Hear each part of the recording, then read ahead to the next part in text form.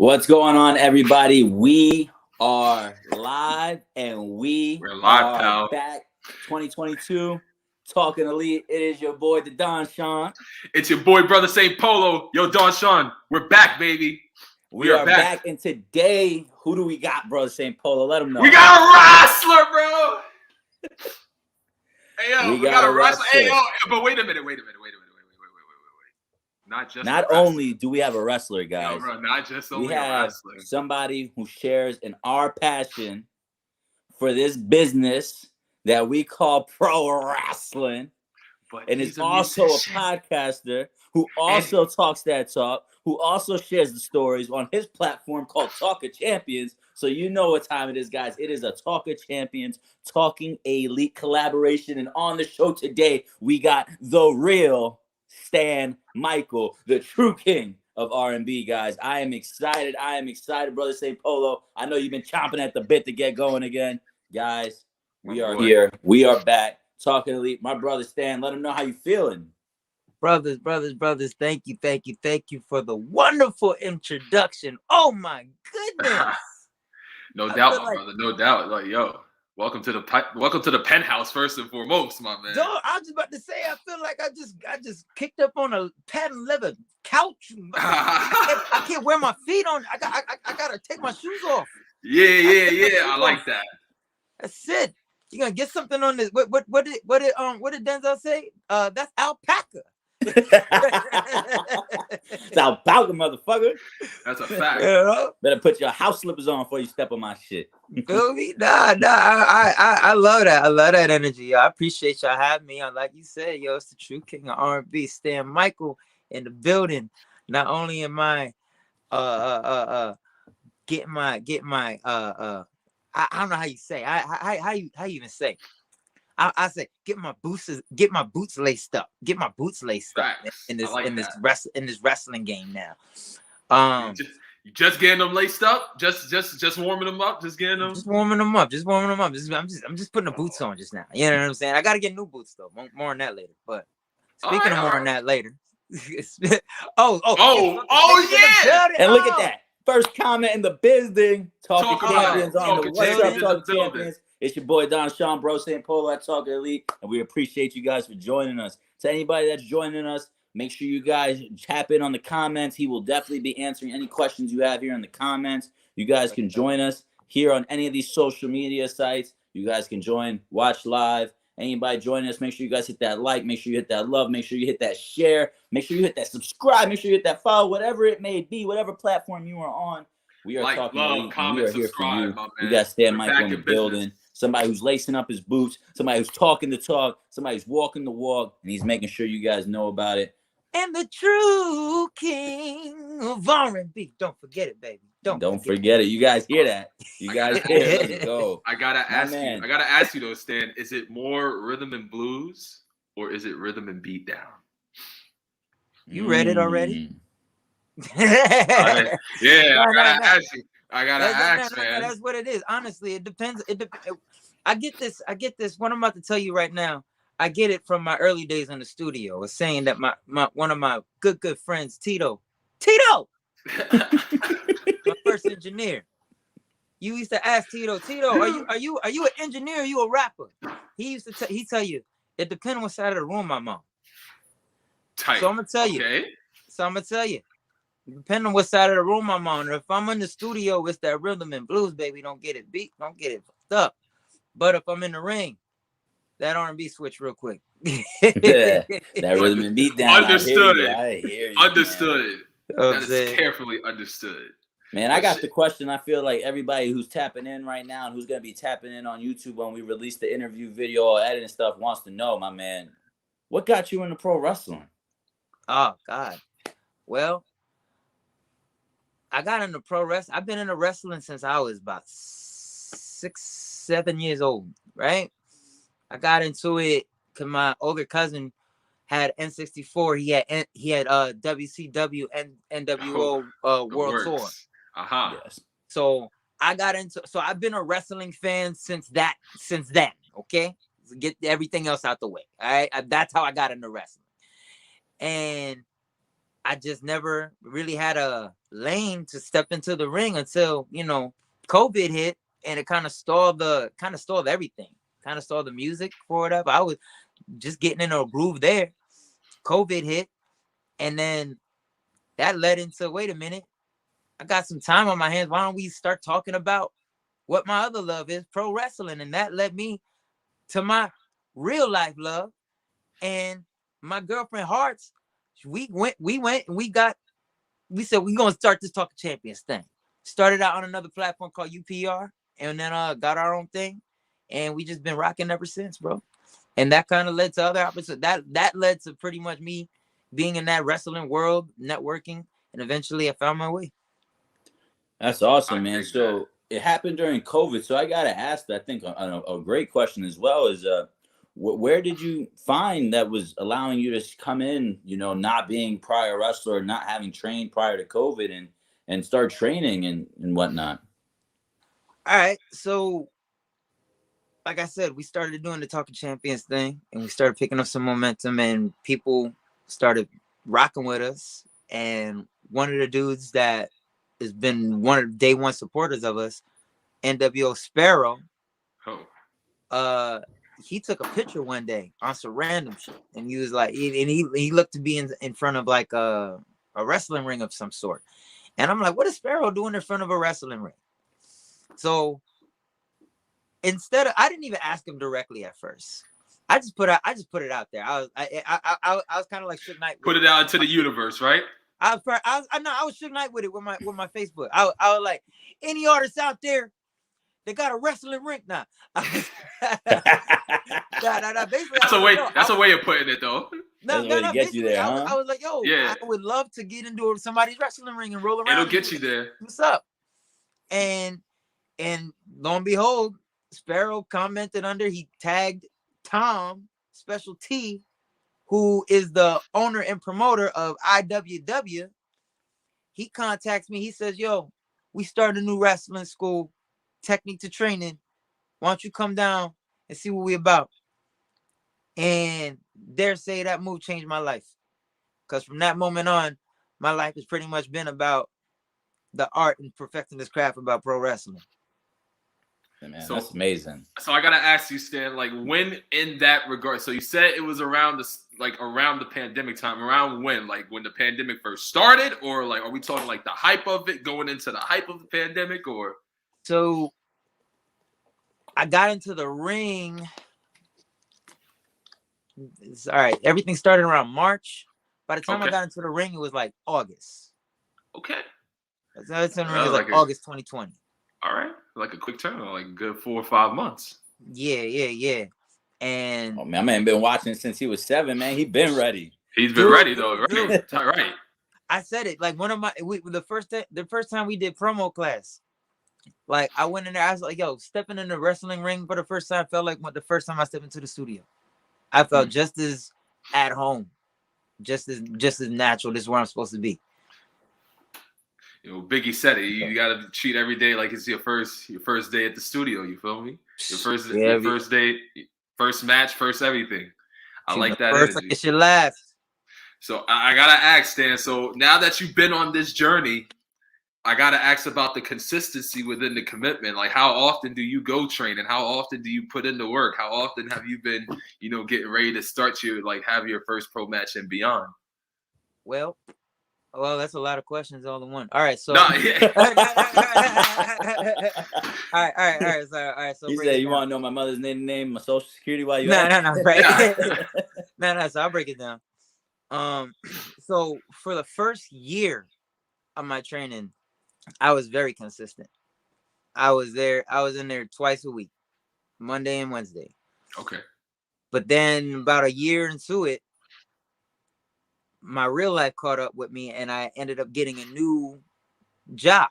I get a new shoot job, right? Mm-hmm. Pay the bills type shit. And that kind of altered my ability to be there on a consistent basis. So what I've been doing ever since then is pretty much going there when I can and visiting different other places and locations where I fit into my schedule. I've hit up Fallout Shelter. I hit up TOS up in Connecticut. guys over in up in Proving Ground. They've been good to me, you know. I even hit a session. Shout out to my man Matt Saxon. He took me over to ECPW. So hey, just right on, yeah. So like I'm just at this point, you know, T2T is my home. That's always gonna be my home. That's, you know, shout out to you know Tom, Jake, you know, Brad, you know, all of y'all, everybody, you know, everybody there at the school, you know, like if y'all know who it is. If I name one, y'all you know who it is.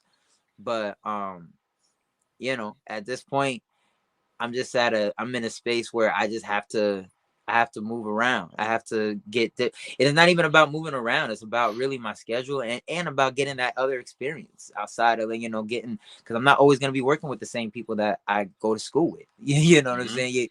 You're gonna get out there. You're gonna experience different things. So that's always good to have that experience. And, you know, you build a reputation. People start to know you, you know? Absolutely, man. Absolutely. I dig that. So I know that in the, you know, guys, obviously this is a podcast, right? So when you reach out to people, you kind of either have them fill out a promo sheet just so you can kind of get a better understanding of them. I saw on the promo sheet some promotions that you listed. How about you tell the world a little bit about where you kind of just cut your bones with some matches? Where do you like to kind of put on a show for? Yeah, so yes, like I said, all right, IWW, Proving Ground, and TOS, Test of Strength. Those have been the three places that I wrestled for so far. Starting with IWW, that's the direct result of technique to training.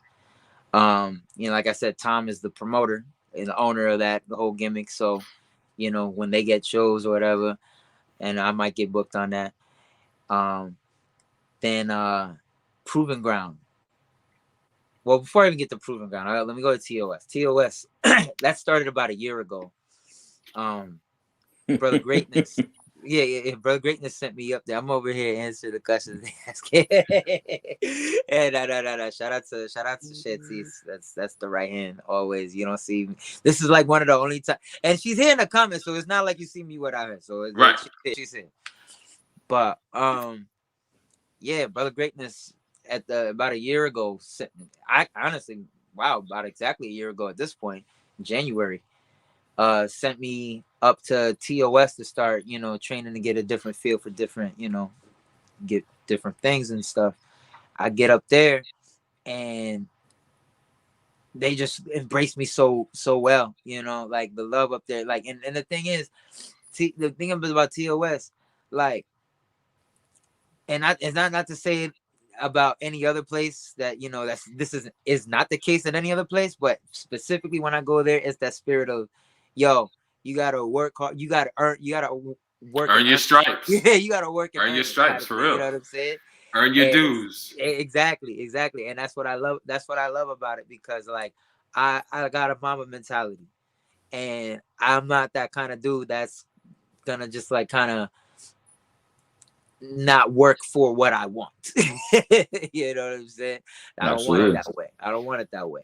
That's not how it works. I mean, if I could say anything from the people we've talked to just in the past, I mean, you can tell just kind of just from even like the YouTube, you know, because obviously as a host, you want to do your due diligence, look people up, kind of see what it is, the product they're putting out, so you can kind of know some talking points. But man, I mean, so, and this is not a dig at people, so I hope that any past guests who hear this and think, you know, this is not that, but you know, I can definitely say that you can tell that the level of dedication you're putting out shows highly into your quality of work, right? Not just in the match, but man, there's so many movements happening, you know, just even an arm drag to like a duck to a hop series, like, man, your cardio better be up there. So, man, you know, I know that dedication definitely has to. Cardio and ring cardio are two different books. I knew it. I knew it. Way different books.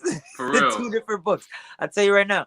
All right, I'll get to prove. I'll get to prove in a second. I got a story. I got a funny story about that. But just to wrap up about TOS, my opportunity to work. I only worked one show for them, honestly, and that only came because I showed up one day, and at a day when they had the show, I helped put up the ring, and somebody didn't show up, and yo, Stan, you got your gear, and I was ready.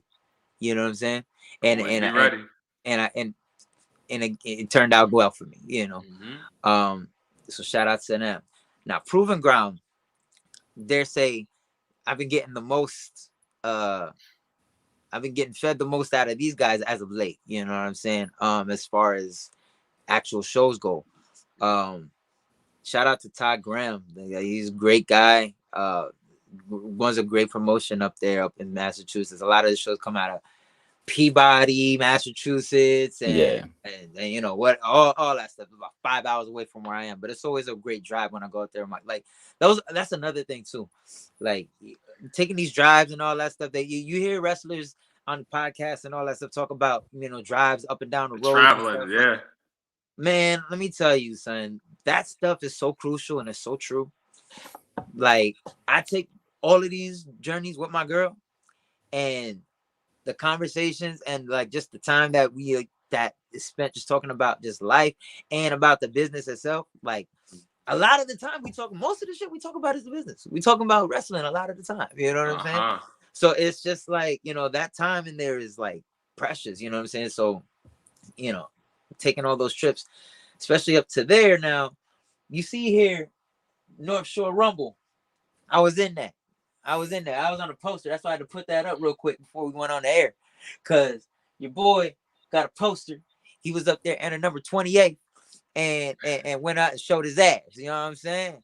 Went out and showed his ass. Got tossed out. Showed his ass.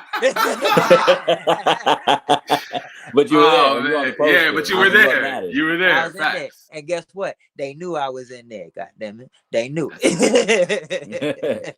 is what's good, man. That is but it was good. great. It's so funny because you definitely. Guys, he's not lying when he said right before he went on the air, he put that up. Oh, yeah, I had to. But going back to what I was saying about like ring conditioning, like my match before this, shout out to Ricky Smokes. I was in the ring with at the previous show called Nothing to Prove. And I remember for this match, I prepared. I was in the gym, bro. I was running like a mile in the gym every day, like leading up to like for like a week and a half straight. I want to say 2 weeks, like a week and a half straight. I was running like a mile in the gym, right? But I hadn't been wrestling in that span, right? Got in the ring, I already know where this goes. Okay. Got in the ring, and mind you, the match, when the match was over, everybody was like, yo, how the hell did you have enough in you to do all that and sing at the same time and and I'm internally I'm on a respirator. Dying inside. You're right. Okay. You know I'm on a respirator. At that point, I was like, all right, cool. I don't wanna, and I never was this type, but this was like a wake up call. Boom. You want to be a wrestler? All right, cool, bet, right? You don't want to be that type of person that want to rest on the laurels. Like I'm athletic by nature, right? I've had a 6-pack since I was 3 years old. That is a shoot, right? So I didn't laugh. So I don't want to take advantage of my physical gifts and my natural ability to go out there and just like, boom, I could go longer than most people. I don't want to take advantage of that, because at the end of the day, you want to respect the craft. You want to respect what you do. You know what I'm saying? Respect yourself. Respect the people that came out there to see you too. You know? Absolutely, man. Absolutely. Well, that comes with the commitment to training, right? I mean, I think mostly when we were messaging each other, that's kind of like when I was mentioning, like, hey, so what do you have coming up? You were like, you know, I'm more focused right now on getting right, getting my skills up to par, and honing the craft, right? Yeah, I won't even lie, bro. Yo, I won't even lie. I got a couple of messages since we talked, but I'm not. That's not where I'm not. I haven't locked into anything yet, just because of the fact that I'm more of the, and I had this conversation over the weekend too with dude I was training with. Shout out to Slick over in TOF. Like, I want to be more, because I'm still only a year into this shit, bro. You feel me? Like, I'm still trying to be a student. I'm still trying to learn this shit. Like, a student. This shit before. Big reason I didn't do this shit years before is because I have too much respect for this shit not to put it all in. So, and I know Talking Champions were like that. But that's just where I'm at with it. Like, I want to, like, am I gonna take shows? Of course I'm gonna take shows. Of course I'm gonna do that. You know. But my priority right now, my goal is to get better and to get as good as I possibly can be. I mean, absolutely. I mean, who would want to step into the ring and half-ass it, right? A lot, but that whatever. ain't right. Nah, facts. But that's the name of the game. You're not here to do that, bro. Yeah. You're not here to half-ass it. Yeah, I dig it. Honor the craft, hone the craft, my man. Respect. Facts, man. So I gotta ask you, what man. like what was that your longest match that you had in terms of no? What's the longest you went in the ring? Thus far, at least. I had like a 20-something minute 6-man scramble. That was crazy. And probably like 12 to 15. Probably 12 to 15, honestly. But you know, I just want to. I want to. You know, I pride myself. I want to be that 60-minute motherfucker. You know what I'm saying? Let's go. You know, I'm here. You want to go? We out. You know, I like that. I want to have like more. I want to sizzle, but there's gotta be some sizzle to the steak. You know what I'm saying? Like, there gotta be some meat to this motherfucker. Let that shit simmer, right? Yeah, I like that. Yeah. Let that shit simmer. Yeah. Total package. Shout out to Lex. I hear that. I respect it for sure. It's definitely gonna take a lot, but hey, man, you say you got that dedication. You say that you're not the type to involve yourself in something and not commit to it. So I'm sure when we revisit this episode in a year or two, Stan Michael that the world knows and sees is not even gonna be the same one that we sitting here talking with, and that's just the gift of evolution, ain't that right? I can't wait. Like, honestly, I look back at it where I was a year ago, you know, and I'm like, all right, what can I do in another year? It's all about progress, my man. Every year sky's is a the step limit, up man. in That's progress. what it sounds like. You know, what I'm hearing right now, it sounds like you feel like the sky's the limit for you, that you have that potential to be that next big thing. And you know, hey man, I know I'm all for it, bro. I love wrestling, so if you don't be the guy that's gonna be the next guy on top, shit, I'm glad to say that we were here with you today before you got there. You know what I mean? If your mentality ain't shoot for the stars, you land on the moon, then then what we talking about? Where you gonna land? Where else you gonna land? Here's the thing. And Rocky even said, The Rock said this. He said, if you get into WWE and your goal is not to be the WWE champion, what are you here for? What are you in the business for real? And here's the thing. I understand, like, you know, some people, there's a lot, and I don't want to get this. I want to get this misconstrued. I don't want to be very real with people. Matter of fact, I should take my glasses off for this, because I want people to understand that being the best doesn't mean being at the top of the mountain. It means being the best version of yourself. It means being the best version of yourself. So realistically, not everybody's gonna be John Cena. There's only one. You know what I'm saying? There's only one John Cena. One of those. You know, there's only one Roman Reigns. There's only one Kenny Omega. You know, so you got to figure out what you're doing, and you got to figure out your role. There's so many different roles and avenues to take this wrestling shit. You know what I'm saying? If you want to be a wrestler, fine. Be a wrestler. Be the best motherfucking wrestler that you can be. But no, we need referees out here. Mm-hmm. We need announcers out here. We need managers. We need managers. What the manager is. That's a fact. We need mouthpieces. We need everything. Talk your shit, Stan. That's a fact. So there's more than one way to spin that. Mind you, there's people out here on the indies making livings, paying bills without being John Cena, Roman Reigns, and them. Or Kenny Omega or the Elite. I mean, shit, bro. I can name a billion right now on the indies that are out here setting the world on fire. Did you not just see what the fuck just happened this weekend? Doing the damn thing. Between GCW sold out Hammerstein. Wild. GCW sold out Hammerstein, my guy. The largest crowd ever in Hammerstein for a wrestling event at that. Come on now. Right. That's bread.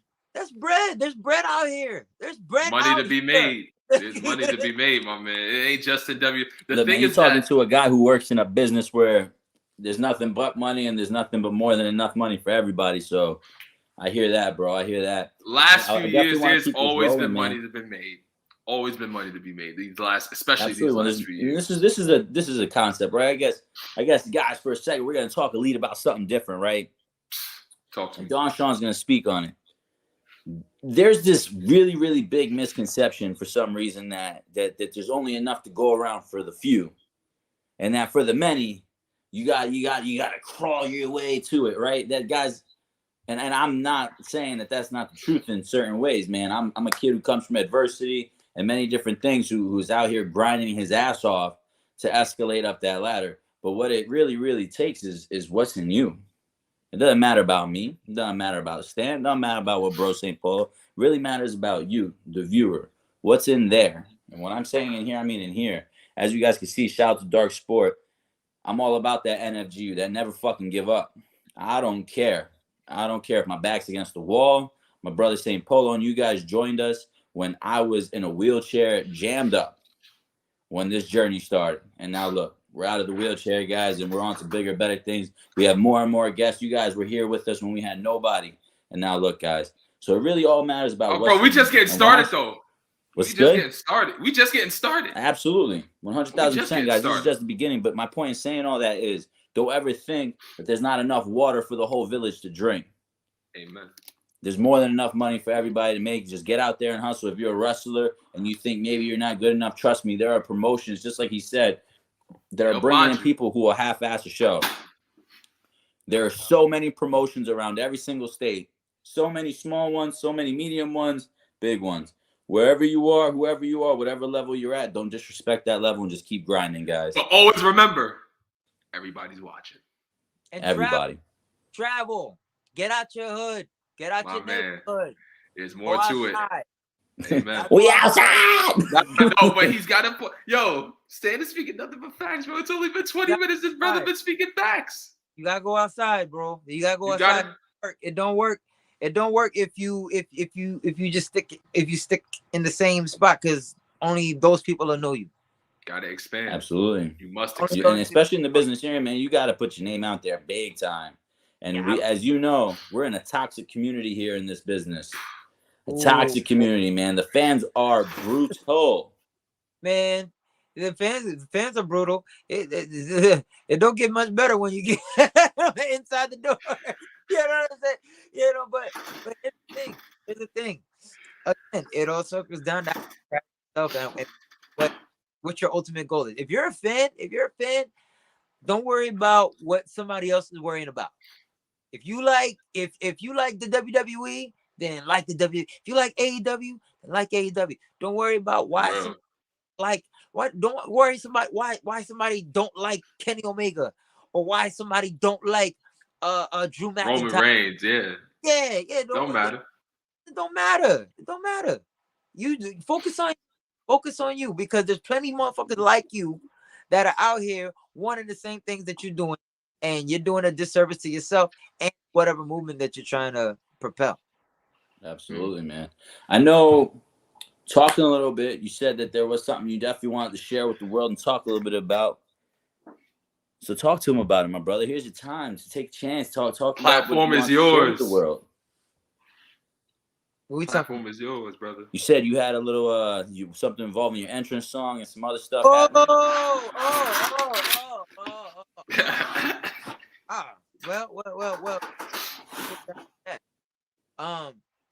The true king of R&B here.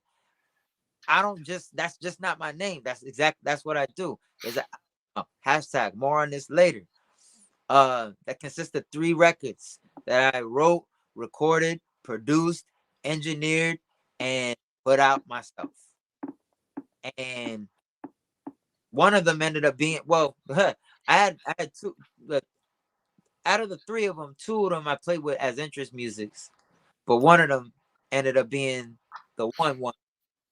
Actually, I played with all 3 of them at one point, but one of them, more on this later, the single ended up being the one I ended up, deciding to come out to. Yeah, man. Just if I could talk about those 3 songs, like, all right, cool. Starts with the House of Soul, like real Cali vibe. Real sounded like You know, you in the club like you about to go to the House of Soul. You know, sounds like that. I tell you, I'm off the top. You know, so I'm real funky type of record. I usually use that when I like promo like that. Play that in the background. Knock You Down. Knock You Down came from. I actually wrote that originally to Shinsuke Nakamura's theme song. Really? I love that thing. Like off that instrumental? Yeah. Okay. So, fun fact. There's a SoundCloud page somewhere on the internet that has the original joint that I recorded over the Nakamura music. I recorded. Yeah. It's back there. But I took that song that I did from years ago. I put another beat behind it. Created something else. Updated the lyrics and all that. And I got to shoot this video on top of a mountain, right? Because I live in like upstate Rockland County. Oh, okay. They say it's upstate. Yeah, it's pretty much. Yeah, I mean, it's kind of sort of upstate to me, baby. Somebody who comes from the Bronx, that's pretty much upstate. Whatever. They say I won't fight you on your own show. It's upstate, but geographically, he's like geographically, it's more like central. No. Yeah. Geographically, we're out.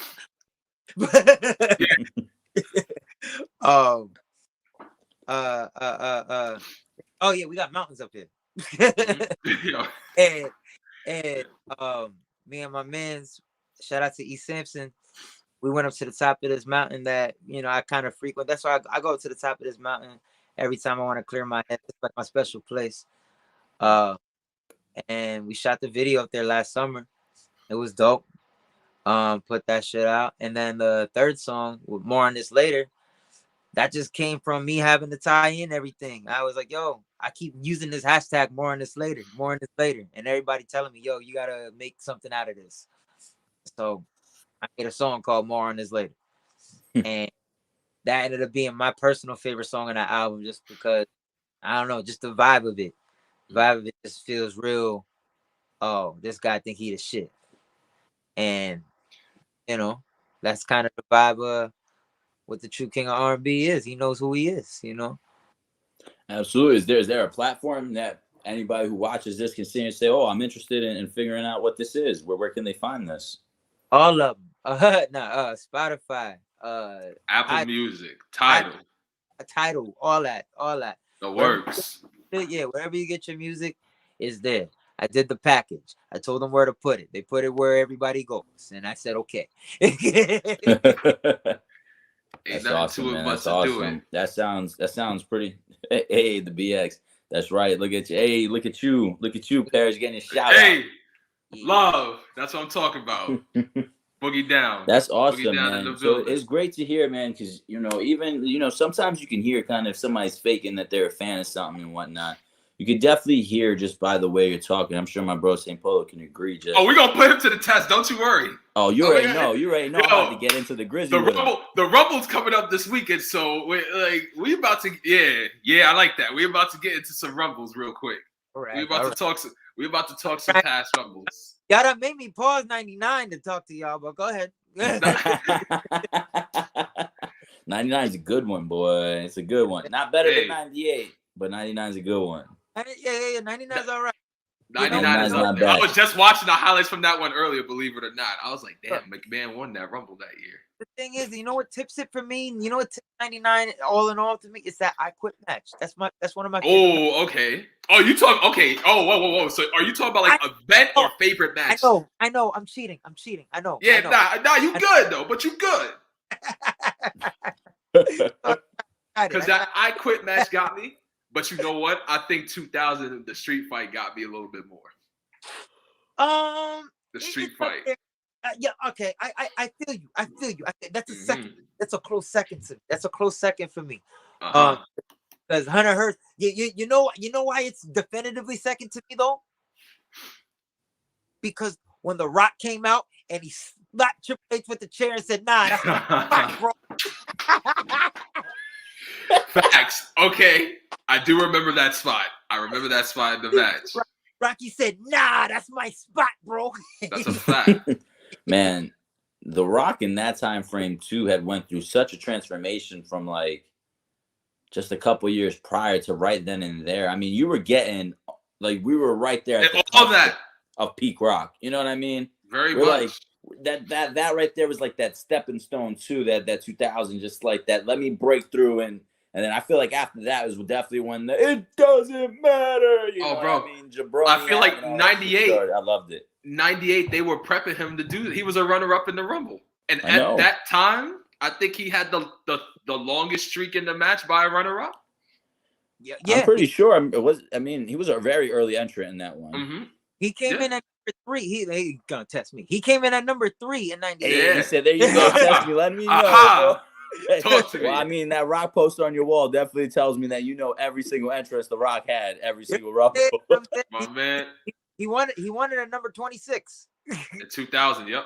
He tried. It took him a little while, but whatever.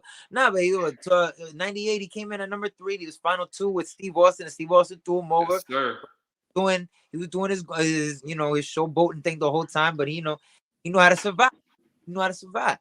But yeah, you made a point. Like they were prepping. They knew Rocky was out of here. Honestly, they knew they had a small window for this guy because they knew he was out of here as soon as somebody got a sniff of him outside of wrestling, and they did. You know, so 2000. But the thing is, like, he wanted that sniff outside of wrestling too. Oh yeah, he wanted that Absolutely. sniff. Well, they all do. That's the thing. They all do on the low. You know what I'm saying? But not a lot of them could do it the way he did it. Exactly. Like, I mean, we can't all be Daddy Daycare, the pacifier, Nanny, Jesus, the Marine 17. Like, God, jeez, man. Look, if you don't think Shawn Michaels or Triple H could have transitioned the way The Rock did, you're crazy. Hell no. If you don't think they think that they, I'll put it like this: that they wish they could. The only person that I think can do it the way The Rock did is The Rock, because for the simple fact that it didn't come easy. It didn't come easy.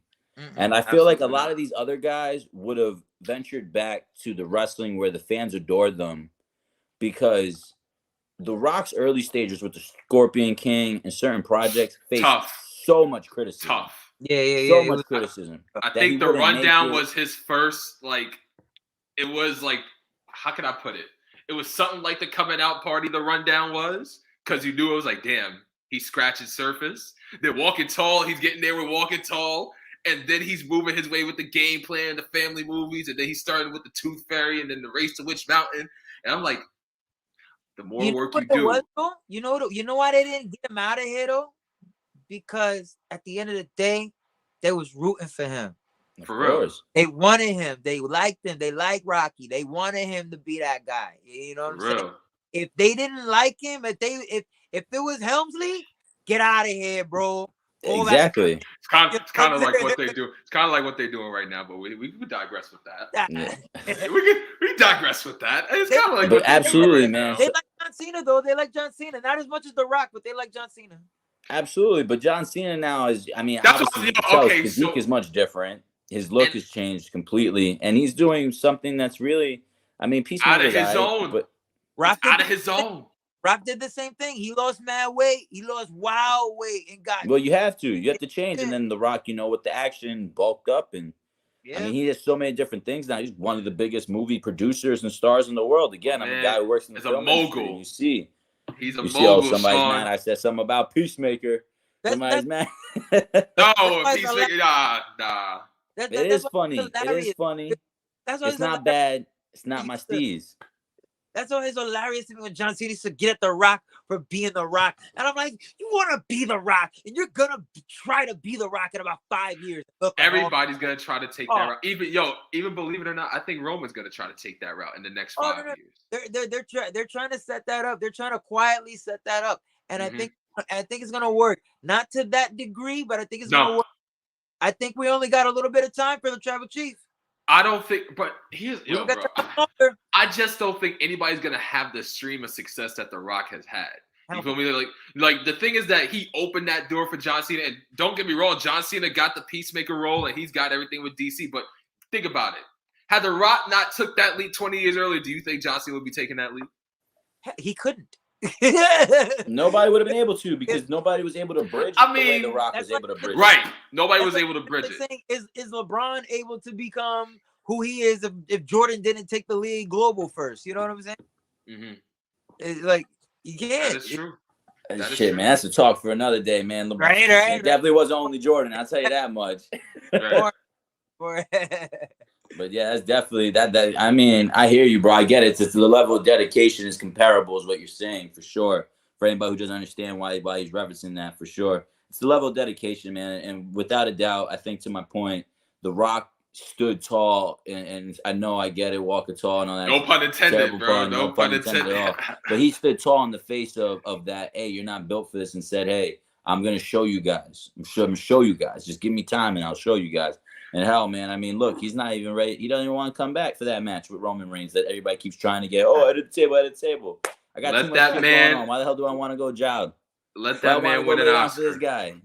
Cause it's your man. You gotta get back. You know what I'm saying? It's not gonna hurt you. Look, you already gave back to Cena. man, get out of here. 2 years in a row at that. Wait. We're supposed to be once in a lifetime one. I was gonna get ready to say this generation is. I feel bad for this generation because their Cena Rock thing, that whole feud had nothing on the one Rock Hogan match. Nope. And it will never. And I guarantee you that Rock Hogan match was something special. I'll say it's something special because I genuinely dislike Hulk Hogan. And no, Hulk Hogan. It's always fuck Hulk Hogan. Don't get that. Fuck Hulk Hogan for life. I'll tell you that much. Yeah. You know, anybody who's a fan of Talking This Show and you're a fan of Hulk Hogan, I support you. Whatever that's on you. That's your fandom. I am a huge shout out to the Iron Sheik, bro. I'm a huge fan of many things that Hogan's been a part of. The superpowers, all this other shit. Who I'm not a fan of is Hulk Hogan. We never got to see the match between Brett and Hogan that we should have gotten. Boom. The fucking way that his entire series with Shawn Michaels that was supposed to be a trilogy turn into one match, turn into the oversell, whatever. I will say though, you mind commenting here the lower third what his quotes were? Which thank you very much. That'll be more on that later. Yeah, go ahead. What was that? Now we got some quotes coming. Oh, from Hulk Hogan? We got some Hogan quotes coming. Oh shit. Oh wait, is it about what? About the Michaels matches or? The Michaels matches. We got some quotes coming, ladies and gentlemen. Oh shit. But yes, guys. So my point in saying all that is the Rock and Hogan match really, really stood out to me. Number one, because of when the NWO came to help, he didn't accept their help. And just the way the story got told, right? Icon versus icon. Generation versus generation. It really was the breaking of, you know what I'm saying, with Hogan and the NWO at that time frame. And that's what brought back this you could thank The Rock for the red and yellow Hulkamania Hogan, right? And all thank that. The Rock for that. I digress into that because to me, it is what brought back my favorite wrestler of all time. Because after that moment is when we saw Shawn Michaels enter the NWO. That's when we saw that wild ass street fight against Triple H. Then the Elimination Chamber, and then that crazy little title run he got back. So that's the only time I will ever say I appreciate Hulk Hogan because his dumb ass did the right thing, got his stupid ass out of the NWO and WWE, and we got to see something even better. But be fair, I think every time I get my account suspended. Is that for the Hogan quotes? Let me tell you something. I'm gonna tell you guys something. If you guys don't know, Hogan said some wild racial nonsense over the years, right? And we are not a show, guys, where we ever get into political, social, or anything. But just like Stan said, at the end of the day, man, I'm a minority. As you guys can see, my co-host here is a minority. All that racial shit, man, we throw that shit out the door. This right here is meant to be a community. It don't matter if you're black, yellow, white, blue, purple, anything. Just like my mom always said, at the end of the day, we all coexist. We cut ourselves. We bleed the same blood. We breathe the same air. You guys got to recognize that. Yes, what he did for this business at a certain time frame was good for a little while, and then he buried the business. It only kept it under his foot for a very long time, much like Nash did. I mean, look at what happened with the Dixie Carter TNA. You brought in Hogan. I was just about to say, like, bro, I will not forgive Hulk Hogan for killing TNA. Everybody that gets involved with this guy burns to hell. So January 4th, 2010 is when TNA really lost its step. That's all I got to say on that. I really like. But my man, I know what I like to ask, and that's the real questions that don't even matter about pro wrestling in the sense of why you're training and anything like that. This now, it's for me, is time for where we provide a different perspective.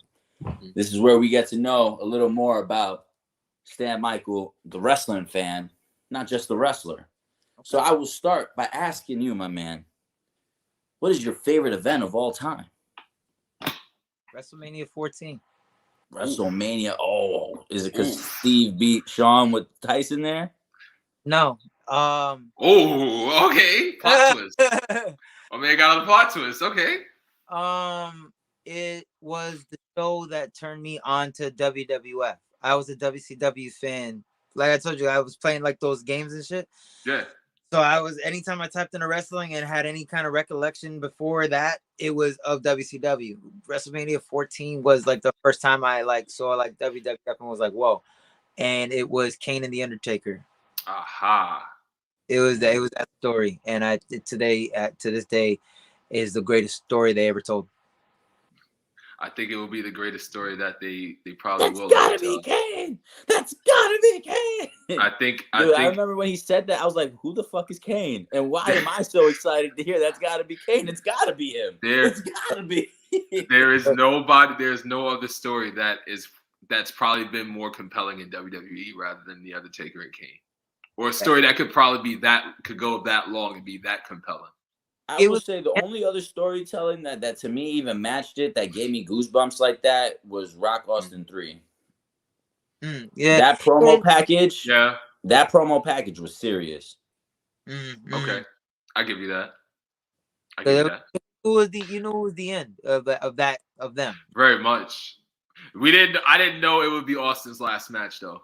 I did not go into that match thinking it was going to be Austin's last match. I thought he was going to wrestle at least like another year or two. I really thought he was going to wrestle at least another year or two. I really thought we was going to get the Hogan match. But thankfully, I'm like now. I'm glad we didn't though, because you know what? He put on a wild banger with Brett at 13. Yeah. And think about it. In a Hogan, think about what a Hogan and Austin match look like. And then think about if you want to see that. It'd be a big boot to a leg drop. I don't know.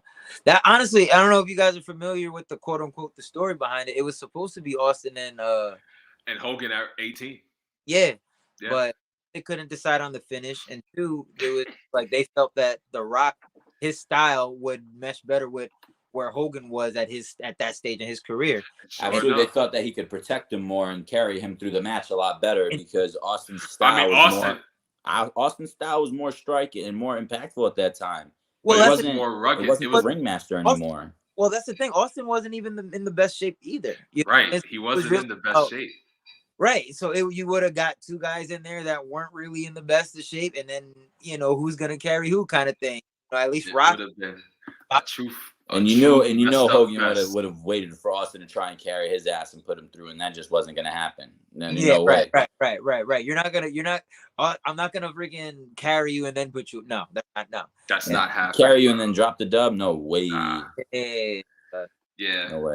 I'm happy with the results of history at this. Now talking about it, Rock, and then at that point you can't say not jobbing the Rock. At that point, you're like, what do you look like? No. I mean, shit. They gave him the dub over Shawn a few years after that, so I didn't even want to get into it. But anyway, that was supposed to be a trilogy. At that point, that was really supposed to be a trilogy. 2002. So The Rock was at his peak, man. And honestly, especially right there, after 17 with the trilogy, running into the year. The entire situation, you know what I mean? All of that kind of turning over from I did it for The Rock to just The Rock being who he was and just the way he was able to do things. I mean, at that point in time, you weren't getting at that. Really, you weren't getting bigger than him. Right. You know what I mean? You really weren't. Peak, and peak of your power. As I'm thinking, because I'm sure you guys can see the kind of the gears turning in my head. I'm really just thinking about that time frame, man, and just who was his over? Dude. No one else. Anywhere. They're not getting to that point now. No, that's what I mean. John Cena is the closest thing, and he's not. You know what I'm saying? Nope. Look, man, I'm a John Cena fan. I'm one of the original John Cena fans of the world. The people who love the Chain Gang and all that. But I'm gonna tell you, man, a lot of that was it doesn't count. It's not the same to me, because a lot of that, in the sense of the fandom that John built, was a much built a more generation. a more family oriented, a family crowd. But here's the thing about John Cena, and I'll preface this by saying I'm not a John Cena fan, but I respect this man so much. Gotta respect that. 10 years on top. Just because you think about that, though. Think about that. I came up in that era where it was Steve Austin and The Rock, right? Mm-hmm. And Triple H and The Undertaker. Yeah. But when Steve Austin and The Rock left, so did like 20 million people. It's not many people were there for the ruthless aggression era. Not many people wanted that. Right. They didn't want to be there for that. After WCW went down and Steve Austin and The Rock were gone, so many people left in the year. People talk about, the PG era, people left. No, that started 2000, bro. 2000 people started tapping out of wrestling, right? And after WCW went out, pretty much a done deal, right? There's nothing 2001 else. For sure, when they started the whole invasion angle and whatnot, definitely. There was nothing else. What kept me involved was the fact that, and Bro St. Polo would know better than anybody. He works for me all the time. And I've talked about this on past episodes. At that time frame, I was a huge ECW head. So when WCW folded at that point in time, just shortly after that, you know what I mean, ECW files for bankruptcy. And now they're owned as well. I mean, you had guys like Rob Van Dam coming over, and to me, the whole fucking show was exactly that. You know, I'm disappointed for how Rob's career ended up turning out in WWE. And I don't know if you guys actually heard recently in an interview, he was talking about how he actually felt like he never fit in there, and was talking just kind of about how there was meant to be bigger plans, and they just kept scrapping them for other guys such as John, Paul, Triple H, and other wrestlers, but. I can say, like, watching that era, I was a fan of the Evolution stuff. I was a fan of a lot, but I also disliked a ton. You know what I mean? But one of the best matches of that era is Kurt versus Shane. You know what I mean? When they're that's pre-ruthless aggression, but that's like the cusp. That really is the cusp. Like, honestly, it's invasion, but we'll take it. It's in that. That really is the cusp. We'll take it. It's in that fuzzy period. I wouldn't. Right, it's like a fuzzy period, though. Yeah. It's in that fuzzy period. After the last Nitro. Oh wow, never made it to 17. What? Never watched WrestleMania 17. What? That's wow. That's literally the best one. What you just said? She didn't watch WrestleMania 17. Nah, that's literally the best one.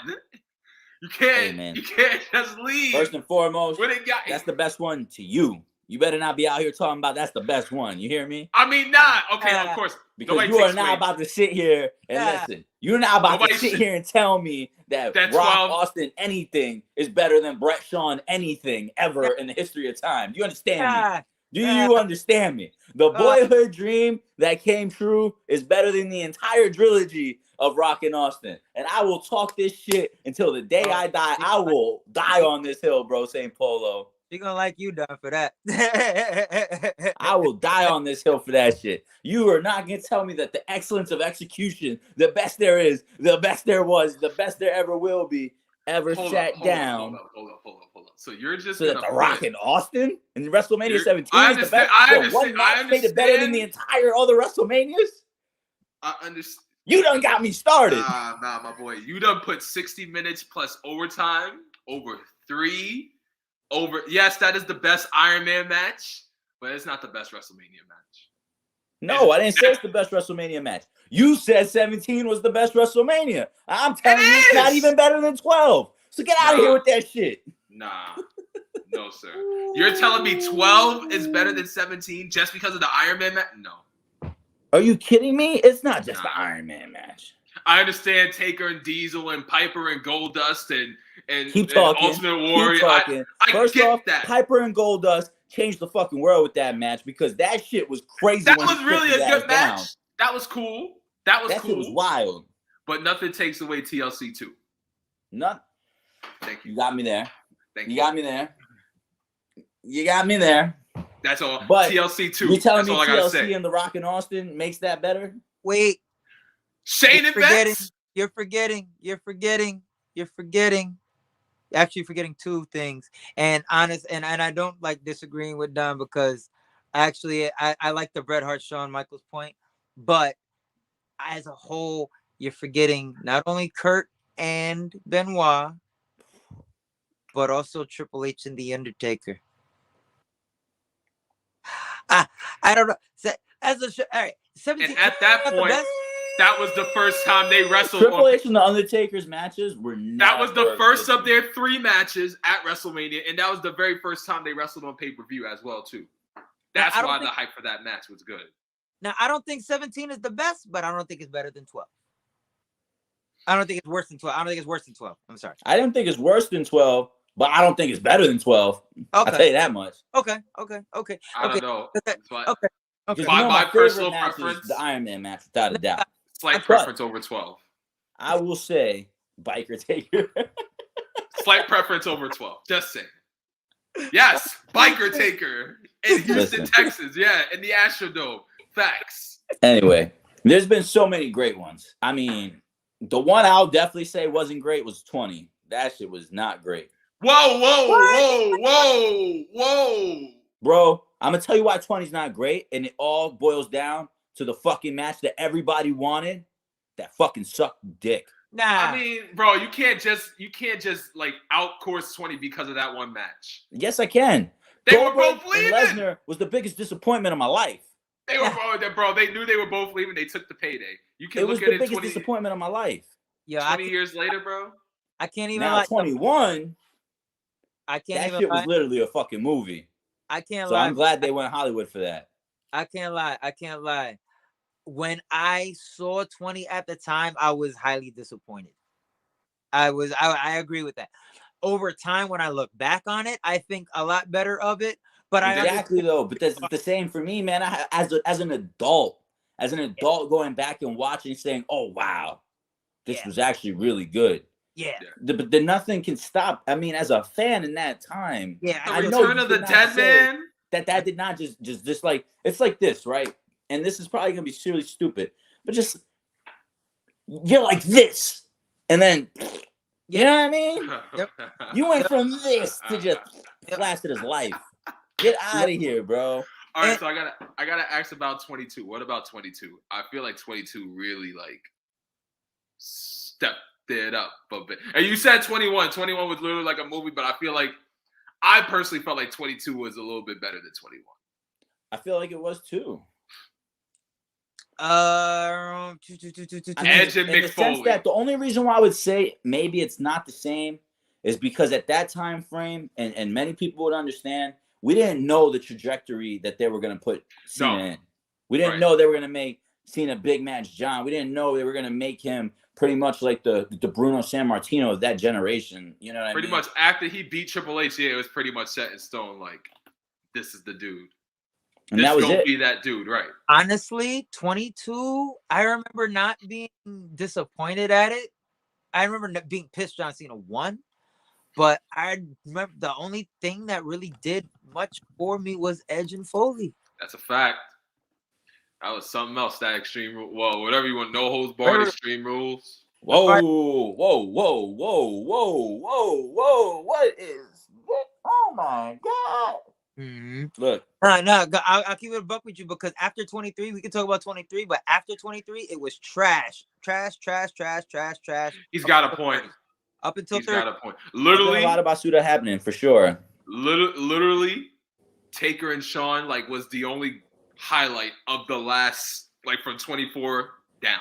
Hey man, I just got that last WrestleMania Shawn figure with the outfit and everything. Are you talking about 26 or 26? No, his last match. Yeah, 26. Yeah, 26. Yeah. But yeah, that was 26, right? It wasn't 25. Nah. Right. So I got that one, the one where it was him versus Taker and he retired. I got that outfit. I just recently got that in actually. Literally. But my guys, it's been great talking about these manias, man. But let's get back to it because we got to dig in deep, man. We got to dig in deep. Who's your favorite male wrestler of all time, man? The Rock. Obviously, you got the poster. I thought maybe he might switch it. The Rock, sir. Look at him. So then let's talk about who's your favorite female wrestler of all time, not now, of all time. Oh shit, of all time.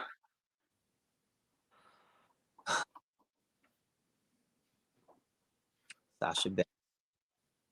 All time, Sasha Banks. I like that. Okay. How about your current favorite male wrestler? Is there anybody on the scene besides yourself that you are feeling in this business? Boom. The one.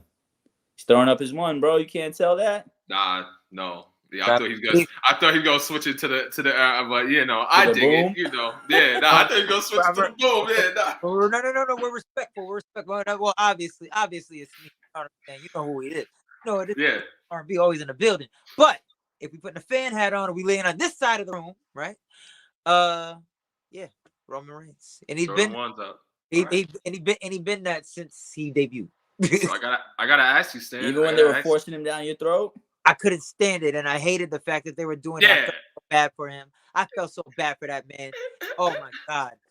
You felt bad. Man, it was because of that. It took me a while to bite into this new gimmick. I wouldn't lie. Did you feel bad for him when he was saying sucker and succotash? I saw it when he was in the Shield. I saw that he could be what he is now. Facts. So it's kind of just like looking at these folks like this. It's not him. I ain't gonna lie to you, Stan, though. You was probably a Roman Reigns guy. I was more Dean Ambrose, John Moxley kind of guy.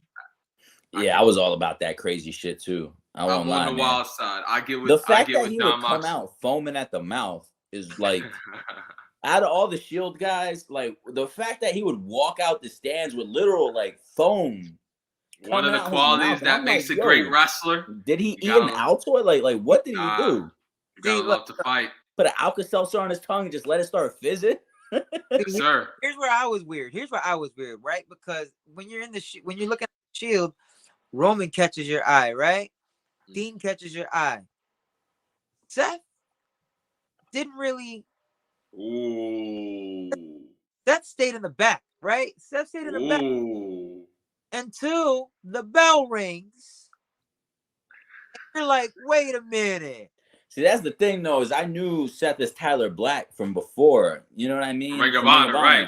Because as Bro St. Polo would tell you, I'm a huge Ring of Honor guy. And it's crazy to say, like, as much as I've loved WWE and you know all this stuff growing up, and I ridicule it obviously like the rest of the world right now because it's this weird product that they put out like where they think we forgot about what happened last week and it's just a whole new story.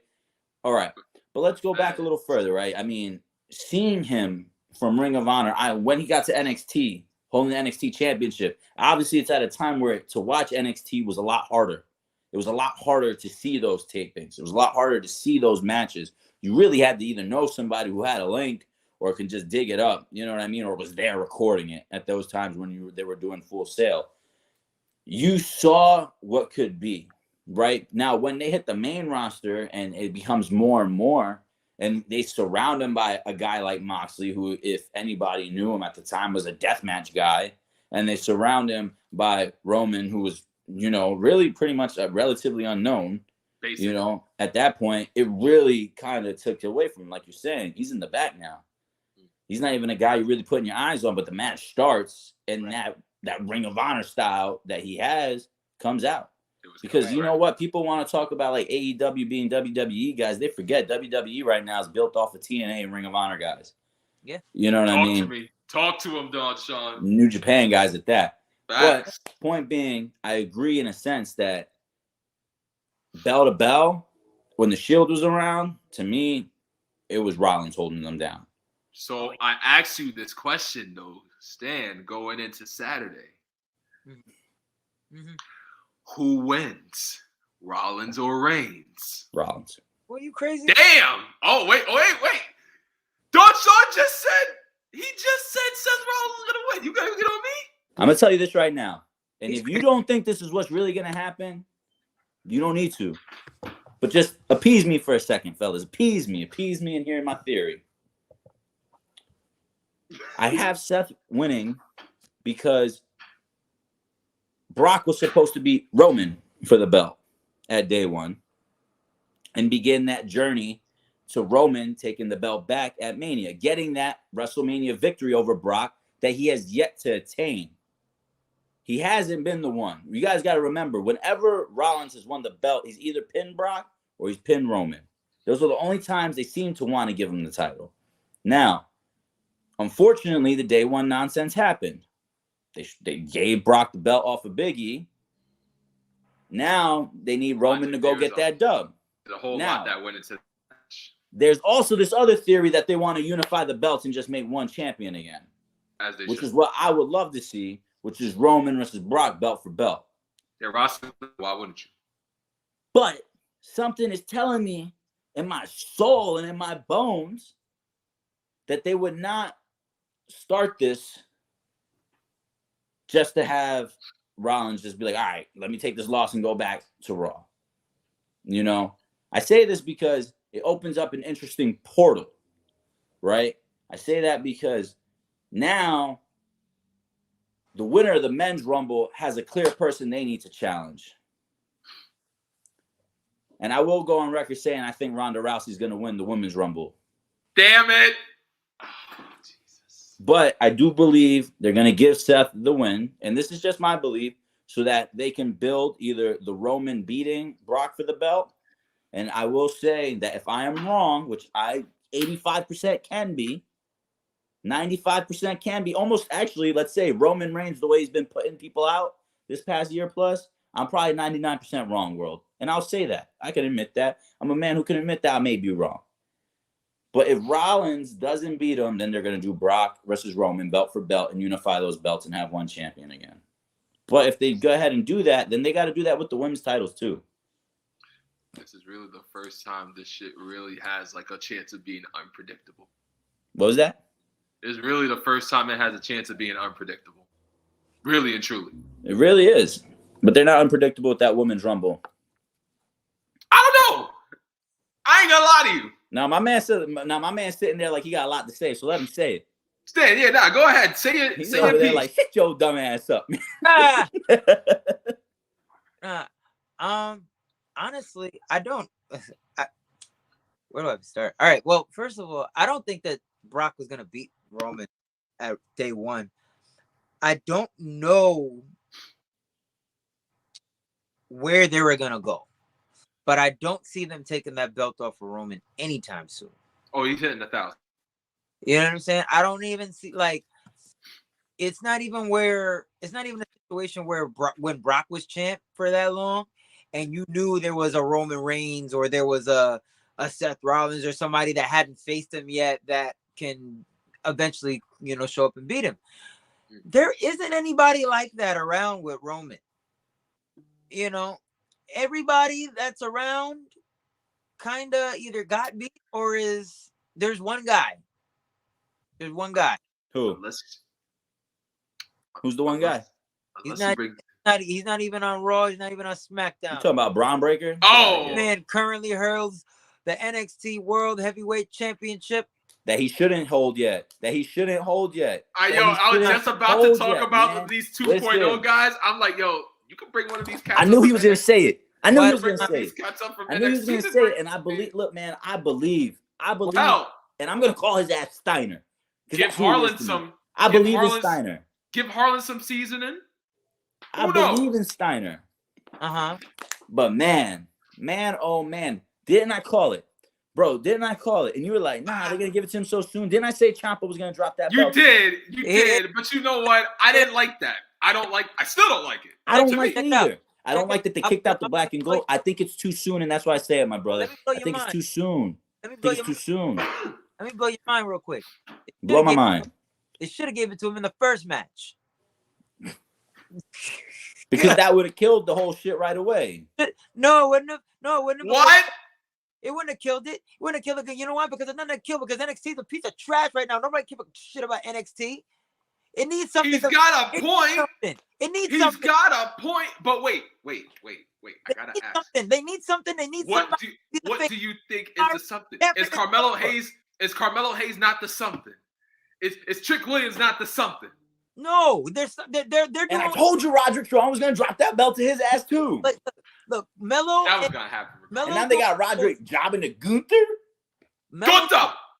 Melo's doing what he's supposed to do. Melo's holding down the North American belt. I ain't got to say about Melo.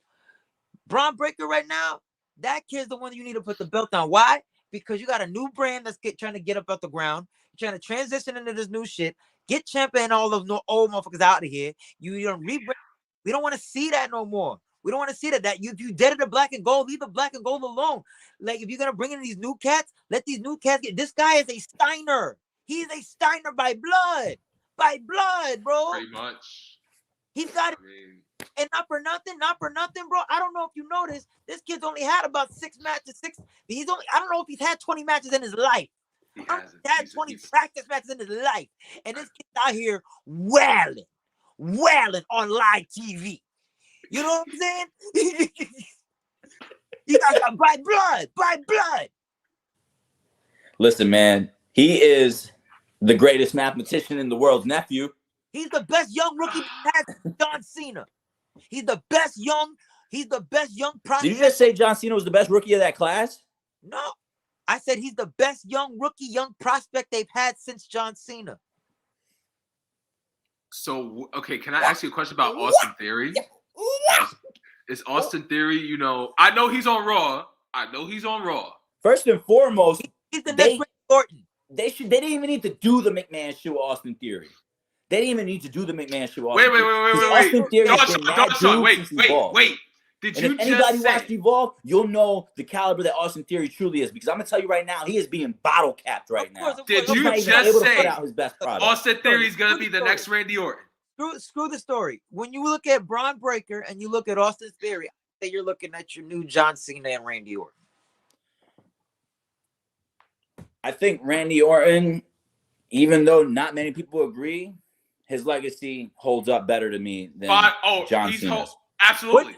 But however you want to measure it, I look at John Cena as being, he's the flagship bearer. He put this all on his back for the last 10 years. He was the guy. But you better be thankful for somebody like Randy Orton who held it down while he was gone. Right, Randy Orton. He's more in ring. The consistency, Randy Orton has it over all 4 of them. Yeah, if you want to talk Cena, if you're talking about in the ring, yes, Randy is that man. Psychologically, all that stuff. He's got it. Like, as far as like blood for the business, cut from that. Yes, Randy. But I'm talking about as for John Cena, got to give it to him as far as being that guy. There's 2 different things, and that's why I say Braun Breaker more like a John Cena and Austin. You think Braun Breaker is gonna be that guy? Could be that guy, yeah. My mind is blown, bro. I'm not gonna stunt, man. It's crazy sometimes, right? But this is what the show is about, guys. This is what the show is about. It is about a different perspective. I would say 4 years, but I feel like that's a stretch, bro. He's gonna be the champion. He's gonna be the WWE in short order. He's gonna be the WWE champion in 3 to 4 years. Not in short order. That much short order. At that point in time, that's. I mean, Nick Khan even announced today that they've been in talk with Disney about the sale of WWE. So that depends on what the Disney product of WWE may be. If the company stays intact and it's whatever, if they're still in WWE, that way, if he stays, he keep his nose clean, he stays on the trajectory he's going, he's gonna be there. He's gonna be their next guy. I will say this. Which hitch their wagon to next. I will say this. If the company is, though, bought by The Rock and a couple of his friends. Oh, he already announced that's not what's happening. Damn it. Who said that? Nick Khan? The Rock. No, The Rock. The Rock said that, even though, because many people are tying that theory together. I'm still, bro. That him and Nick have known each other since the past, all this other stuff. But you know how many lies we've done? Absolutely no interest in the WWE. Don Shaw, you know how many lies we done supposed to? Andrew Garfield done lied like 3 times before he showed up in Spider-Man. So damn it, motherfucker, everybody knew his dumbass was in Spider-Man because they saw his ass on the film set. Bro, I just can't believe that you're friends with the WWE president and you don't have some tie-in into one at least a piece. Listen, you already bought the XFL into the company currently. You already got a team that bought the XFL. Why not get yourself into my man is a mogul. Bro, if he really wanted to, he could start his own. I ain't gonna argue on that one. And then he could be an owner rather, you know what I'm saying? You don't go through Vince McMahon. And then a partner. And you don't have to even go through like a board, a public Yeah. Right, board, an owner the way and a that is partner. right now. I Because Vince understand McMahon that. doesn't even have really all the say. Right. This is mine.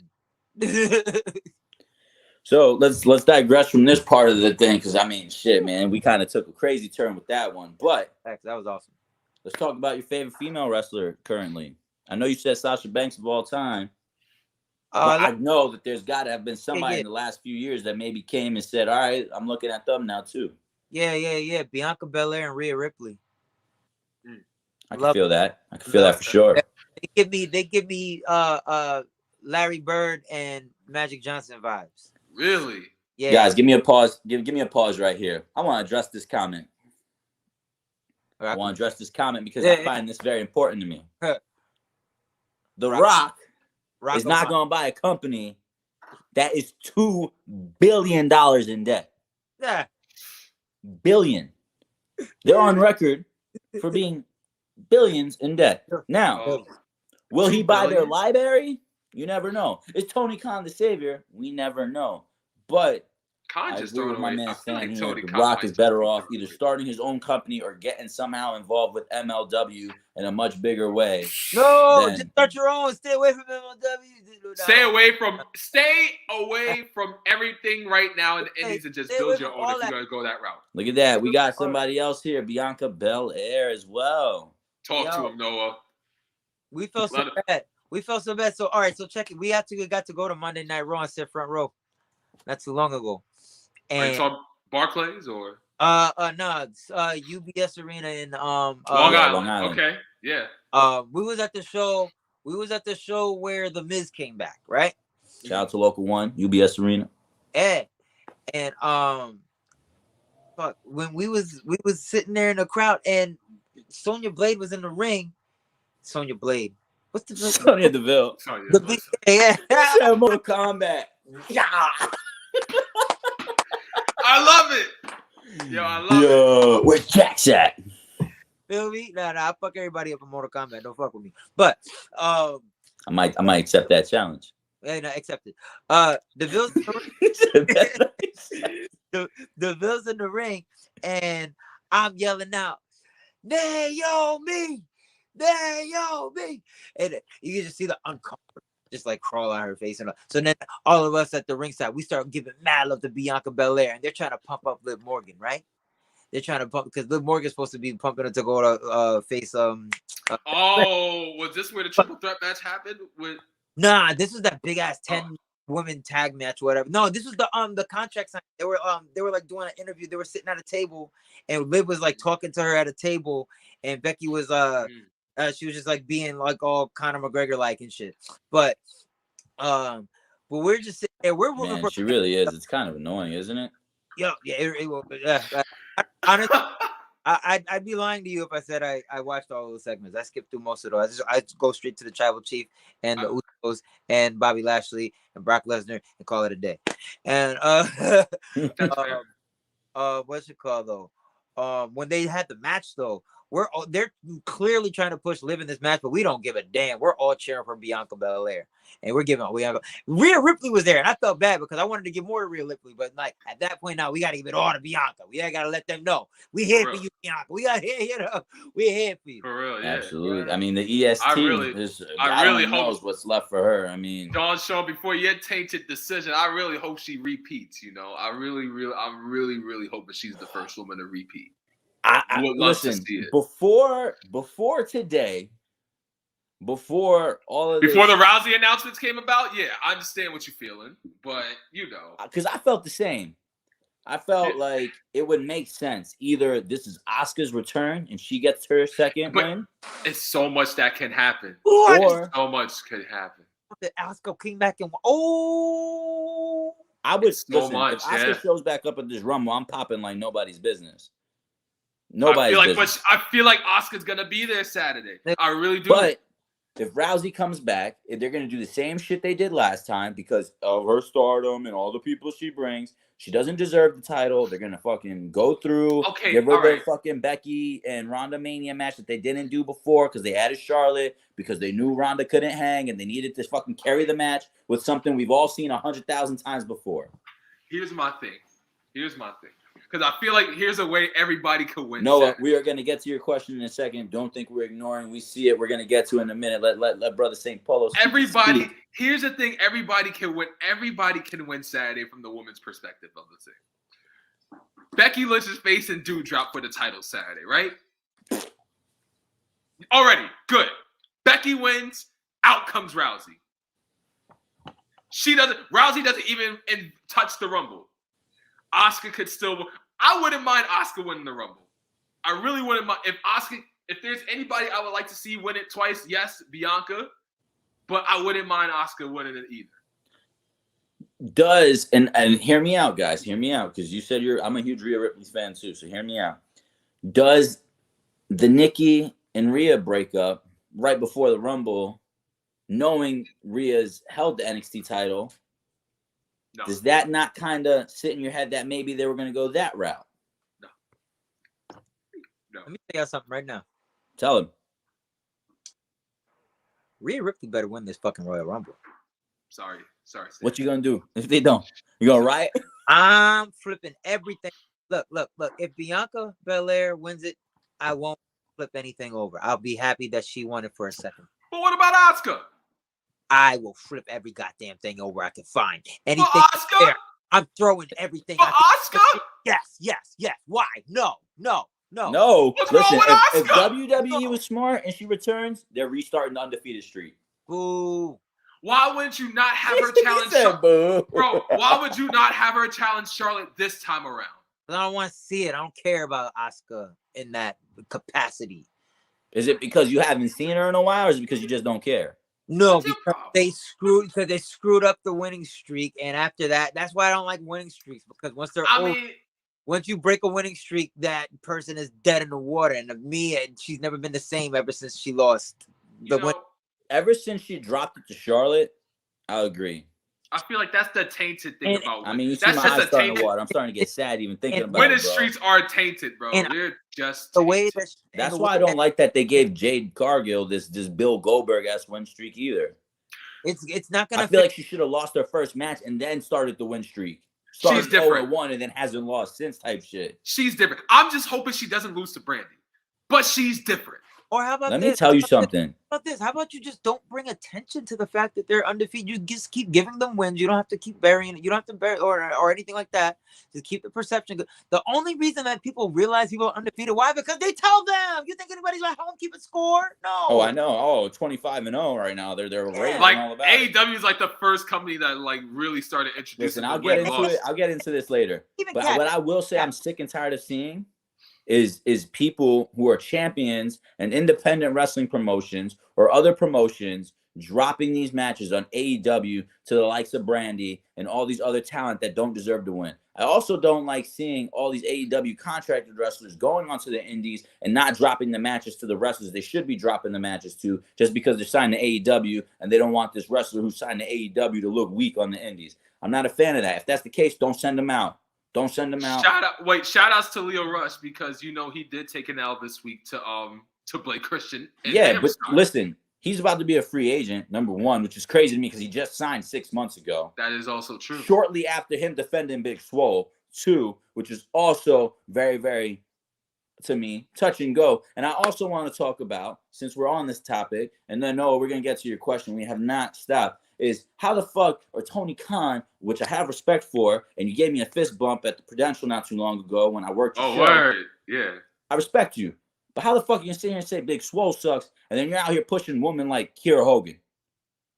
God damn. Because get the fuck out of here. Big Swole 10 times better than Kiera Hogan. I don't care if Mickie James stands behind her. I don't care who stands behind her. Get the fuck out of here. The only reason that Swole shit got burnt out the way it did was because you guys did that cinematic ass match with Doctor and the damn thing. Right. And that's my take. But let's get to my brother Noah's question. What do you think Austin Theory's ceiling can be? I told you. I think Austin Theory's champion next year. He's gonna be their new ring. Next year. Next year. Now, will he have a run? No. No. That's what I'm saying. Next year. I think they do one of those quick titles and then drop it. He might end up being their new youngest WWE champion. He will do that because he's still I don't think it's possible. He's 24 years old already. I thought he was like 20. No, he's Yeah, I thought 24. he was like 22. 20, Even No, then, you'd still be too old because the youngest was 21. No, the youngest is 24. No, Randy Orton is 24. Yeah, no, Randy was 23. Randy was 23. Nah, it's 24. No, Brock was 20. Well, Brock was 20. Brock was 25. Yes, I was gonna say maybe he can win the Intercontinental title. But what would that do? What would that do?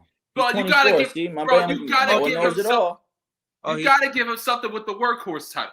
I personally feel like you gotta give him something with the workhorse IC title's not the workhorse title no more. And they at least not anymore. But the you United can make States title. You can make it to WWE that point. has made the 24/7 title somehow the second most important title, and they got Dana Brooke, who hasn't won shit for 7 years, not even defending it, walking around like it's the biggest thing in the industry. It is. I'm the champion. But it is. No, it's But goddamn it not.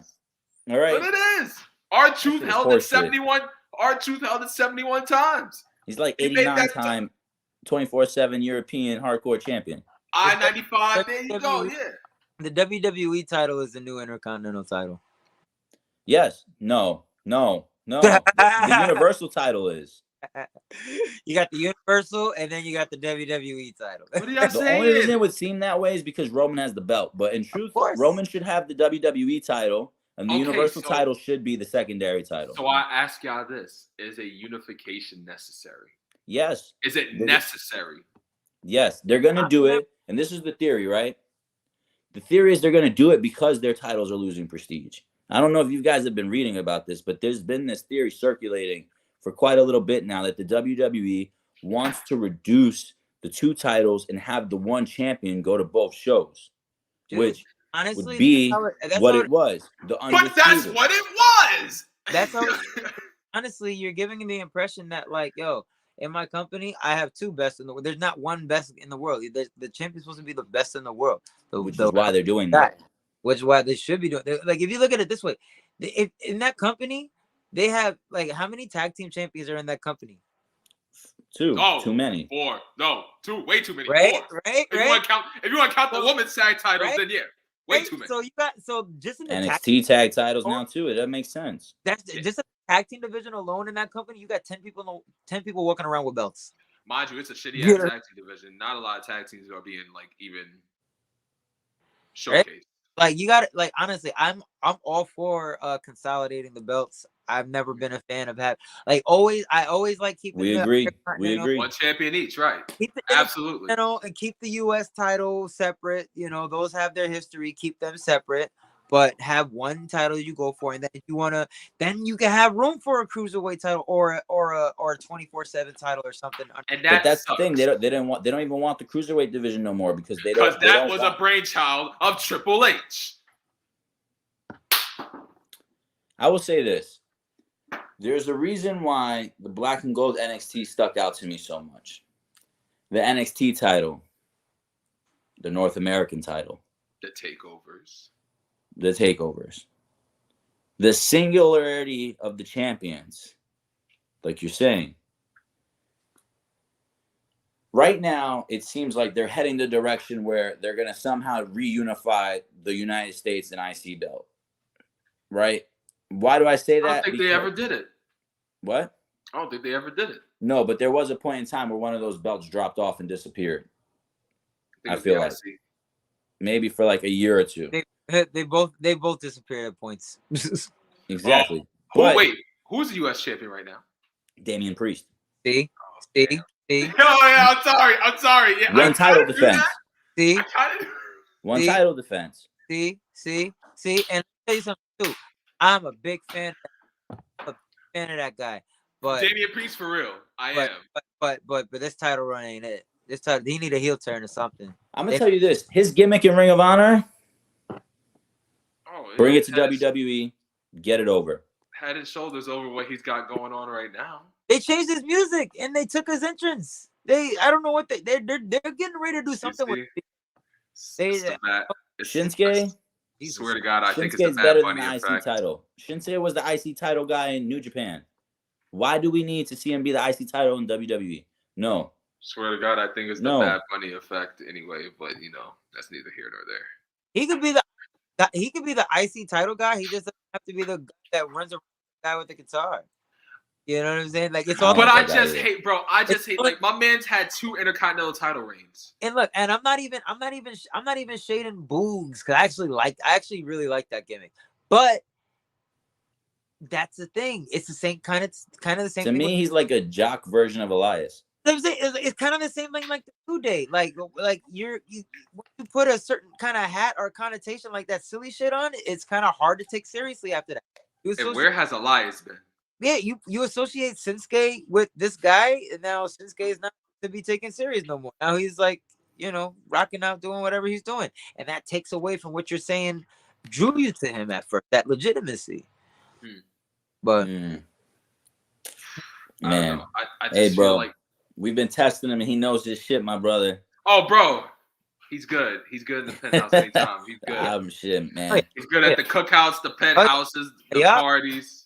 Look, I'm low key faking a funk right now because y'all talking new wrestling, and I don't really do that too much. Like it's all good. We're gonna get to that stuff right now. So talk to us, man. Talk to us about what is your favorite match of all time. Why is it your favorite match of all time? It was Kane and The Undertaker for the first time at WrestleMania 14. That's my favorite match because of the story behind it. Like, it's just like I said, I'm a big story guy. I'm a big story guy. And that's how I am as a fan, and that's how I am as a wrestler.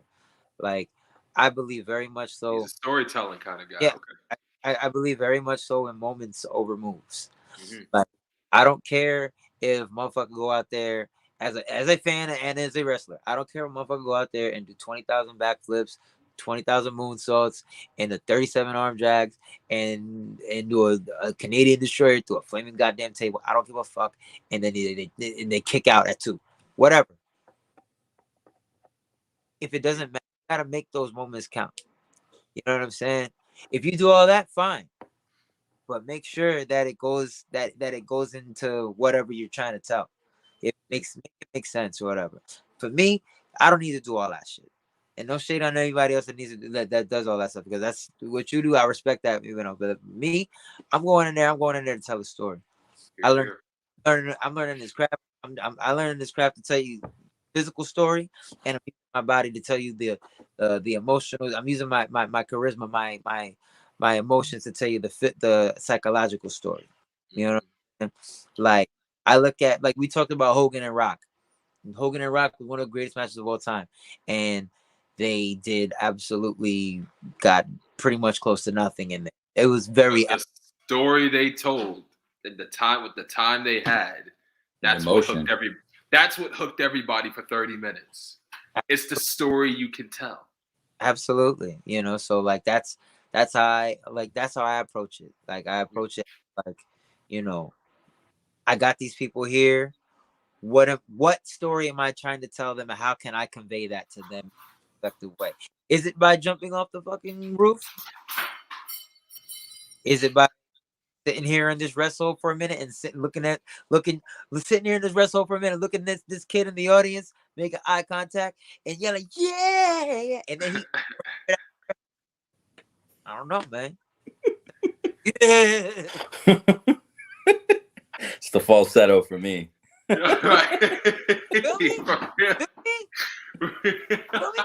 He said, I dig it. Yeah. No, true story, right? True story. In this Rumble, right? I love that. We touched on that earlier for sure.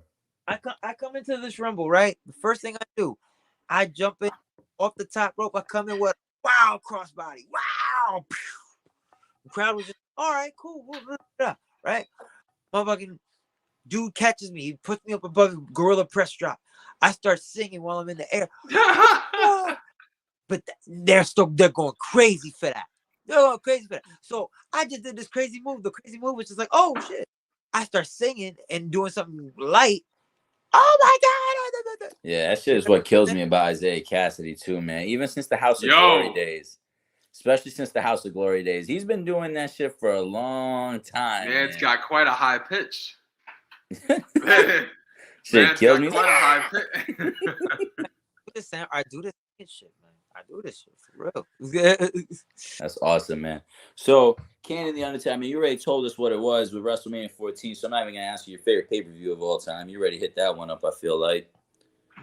Bro St. Polo, what you got for my man here? I gotta ask. I mean, we can look into the past, but I'm a man who likes the future. What's up? Stan, what are you feeling for the future? What does the future hold for Stan Michael? Oh man, that's a good question, bro.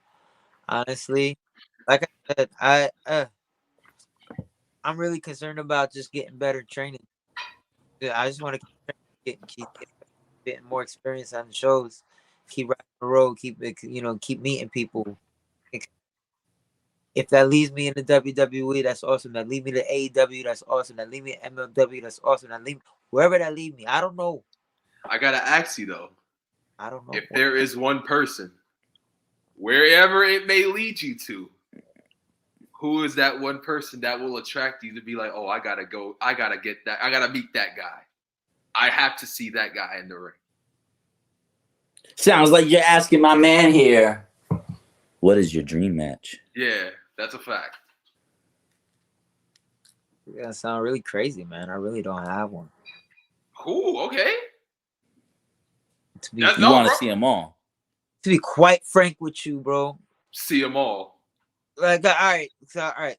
I really don't have any sense of like rivalries or any sense of, and I'm not even saying nobody's my competition like that. I look at it like that. I look at it more like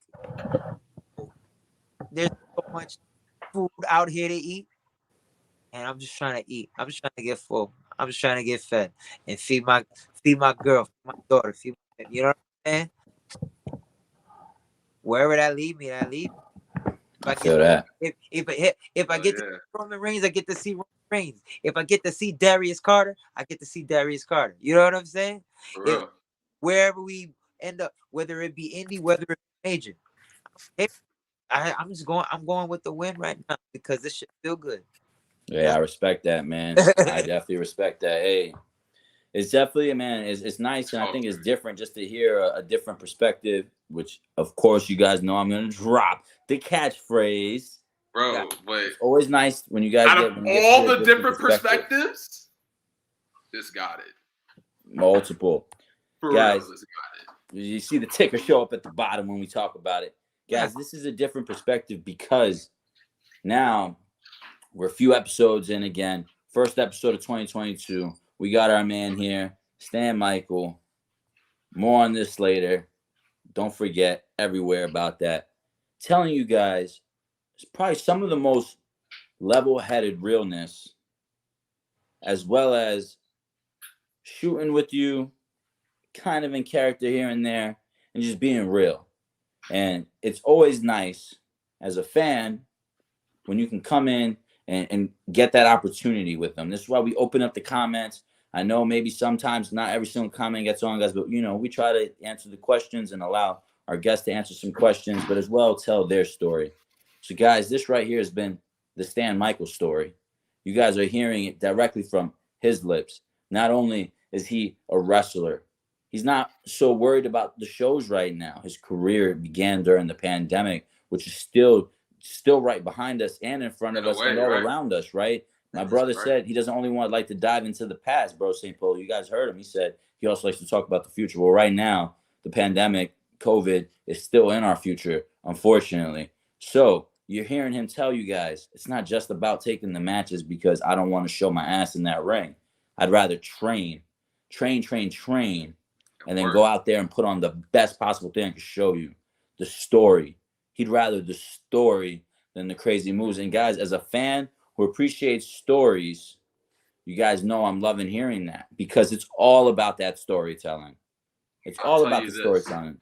The great ones, I mean, this is just my thing. I feel like the great ones are more remembered for the stories. Absolutely, man. Think about who you know in wrestling. Think about Dusty, Flair. Think about who your family knows. Superfly Snooker. Right. Think about who your friends that don't watch wrestling know who is wrestling. You know what I'm saying? Those are the ones. And think about, were they moves guys or were they story guys? Were they characters? Yeah. You know I'm just gonna say something here with that, and I'm gonna quote a past guest, Picture Perfect Tyler Jones, who was on the show not so long ago, and I think he said it best. If anybody in this world sits here and says they've never seen wrestling at least one time in their life, you's a goddamn liar. You is a goddamn. Have to at least got exposed at least some point in your life. At some point, you've seen somebody. You've May it be the good or the bad. You got exposed to wrestling at some point. At least at some point. So, I want to say, not just as the host of this show, but as a fan of the sport, I appreciate you coming on our show. I appreciate everything you brought to the show. Guys, this has been our longest solo interview, definitely without a doubt. I mean, chopping it up, kind of talking about not just him, but as a fan, this is why I love this show, guys. We got to see Stan Michael the fan, Stan Michael the wrestler, Stan Michael the artist, just Stan Michael all around. Shout out to Talk of Champions. You guys got to check them out on every platform you possibly can. I'm about to say, Don Talk Sean, of Champions. Let them plug in Talk of Champions a bit. Absolutely, man. Definitely. Before I get out of here, I would love for y'all to please, if my girl was here, I'd tell her to put it in the lower third. Talk of Champions. Buy the shirts. Buy the hoodie. We got merch. Whatamaneuver.com. Talk of Champions / or something. One of that. Whatamaneuver.com. Look for Talk of Champions. We got merch. We got baby shirts for y'all. We got little baby singlets. Hey, send me that link. Send me that link. I got a little baby in the crib. Heard you. Yeah, we our show schedules are kind of crazy because my wrestling schedule is kind of crazy. My work schedule is kind of crazy, and Shorty is now in school. So we're trying to get a new consistent schedule going. But Sundays looks like it's gonna be the thing every other Sunday. But more on that later. Follow us on the platforms. We'll keep y'all posted. Talk of Champions on it's gonna be Talk of Champions on Instagram. It's gonna be Talk of Champs on Twitter. And then y'all can follow us. We have a Facebook group, Talk of Champions. Come, I want to see y'all too in the Facebook group. And I'm gonna tell you this: you will see me, you will see, bro, and I promise you, somehow, some way, I'm still trying to figure out how to get the page into groups. But hopefully, you can see that happen too. Definitely, guys. I wish I could plug his show right here and make the damn time and banner in him for him. So, but I'm telling right everybody, now, you guys can jump on, follow us at the Talking Elite Show, guys. Then you can go to who we follow, and we actually recently just followed his podcast as well. So it should be one of the ones at the top. Talk of Champions, at Talk of Champions on Instagram, at Talk of Champs on Twitter, CHAMPS, Talk of Champs on Twitter. You guys get in that Facebook group. Stan Michael, I'm Don Sean. It's been a pleasure. I'm Brother St. Polo, yo. Oh, and before I get out of here, I always have to say this. She's talking about the people in our group. Okay. But before we get out of here, I have to say this is very, very, very important that I get this off and I let the people know this before I leave here because it's very, very important that we never forget ever that the Clippers blew a 3-1 lead to the Denver Nuggets in the 2020 NBA playoffs, a series in which Paul George and Kawhi Leonard combined for a grand total of 0 points in the fourth quarter of a Game 7. While Jamal Murray So then while we're talking about that, let's talk about how the Oklahoma City Thunder blew a 3-1 lead and then how the Golden State Warriors get out of it. Stan, I gotta ask. Wait, hold on. Are you a Laker fan? Are you a Laker fan? As a result, and you know what happened as a result? Doc Rivers lost his job. God damn. Wait a minute. Stan Michael, are you a Laker fan? I gotta be. Listen, yes, I'm a Laker fan. I love it. But I love to hear. Yes, I'm a Laker fan. He said because I can't obviously root for the Clippers because they blew a 3-1 lead. We're in a. I'll be the first. I'll be the first to tell you. We in LA. We're in hard times, but we got a ring. We got hardware to show forward in this decade. So we ain't too bad off. But the Clippers now, good God Almighty, some shit. I think, believe it or not, Lakers have started each decade with a chip. It's cool. Ask us. We got one. 2000, 2010, 2020. We started every decade with a chip. Look. We got one, and it's in recent memory. It's probably gonna be a little. Hey, It's gonna be a minute before we win another one because right now, what's going on right now, it ain't good. This ain't the Krabby Patty secret formula right now. It's not happening. It's not at all. Definitely not Mike's secret stuff. And I don't even watch basketball. It's not. Well, I haven't even watched any of the games this season. No. I can't. I stopped. I can't. I'm depressed. Actually, I'm not. Oh, nah, bro. I ain't putting myself through that. This is upset. I gotta go to bed now, guys. It's been real. I love you guys for having me on. Yo, much love for coming through to the penthouse. Stan Michael. Make sure y'all follow. Give him a follow on Instagram. Give him a follow on Twitter. Oh yeah. I told y'all. Follow Taco Champion. Follow me. The Stan Michael on Instagram. Stan the Michael on Twitter. Don't ask me why everything's different because I made them at different times and people got kicked off of things. I had to make new accounts for shit. It's just crazy. I mean, you see your social media plug now. Look at ours. It's not just you. It's us too at the Talking Elite Show. At the Talking Elite, the Talking Elite Show. You gotta find your way, man. You gotta find your way, baby. You know what I'm saying? But you know what? If you find one, you find them all. You feel me? That's it. That's the way it goes. I gotta go to bed. Love y'all for having me on. Much respect. Have me on again. Thank y'all for having me. Appreciate you for coming by. Hey, be safe, brother. Thank you so much for joining us. Be great always, bro. No doubt, bro. Don Sean. We back in business, baby. Guys. We back in business, my boy. Guys. First and foremost. I love Tuesday nights going forward, baby. I would love to say thank you to Stan Michael. Secondly, guys, now that interview's over, I did not want to do this while we had another guest in the show. Don Sean would like to take this opportunity to apologize to you guys, the fans of Talking Elite, as well as our guest earlier, Michael Trasso, for episode 7, part 1. Me and Mike had an agreement that unfortunately I was not able to uphold my full portion of that agreement, and I did not want to cancel the episode for all the people that he shared this opportunity with to be in tune with. So unfortunately, I got to that interview very late. And it was very rushed. So I do want to apologize to all you guys, the fans. I would love to apologize to him. I have sent him a personal apology as well. I'm definitely going to be at his open house this Sunday. I'm definitely going to try my best to chat with him more and share some video of his facility with you guys. But yes, guys, why is Sean saying sorry? Maybe you didn't watch. Maybe you guys didn't know. It's just me personally, guys. Up to this time, if you guys have watched the show, you guys will see we're always in the penthouse. We're always somewhere comfortable where the guest can share what it is they want to share. Don Sean doesn't feel like he gave Mike that full opportunity today. So sorry to you, Mike. Sorry to you, the fans of the show. Sorry to Mike's family and friends who shared and joined. But do know Don Sean does plan on righting that wrong and correcting that and building that YouTube video when it does release to be the very best it could possibly be to represent Trasso Jiu-Jitsu and Wrestling, The Merge, and Michael Trasso the best way it possibly can, as well as represent Talking Elite and the product that we put out up to date. This is not the foot we want to start the year on, but unfortunately it is what it is.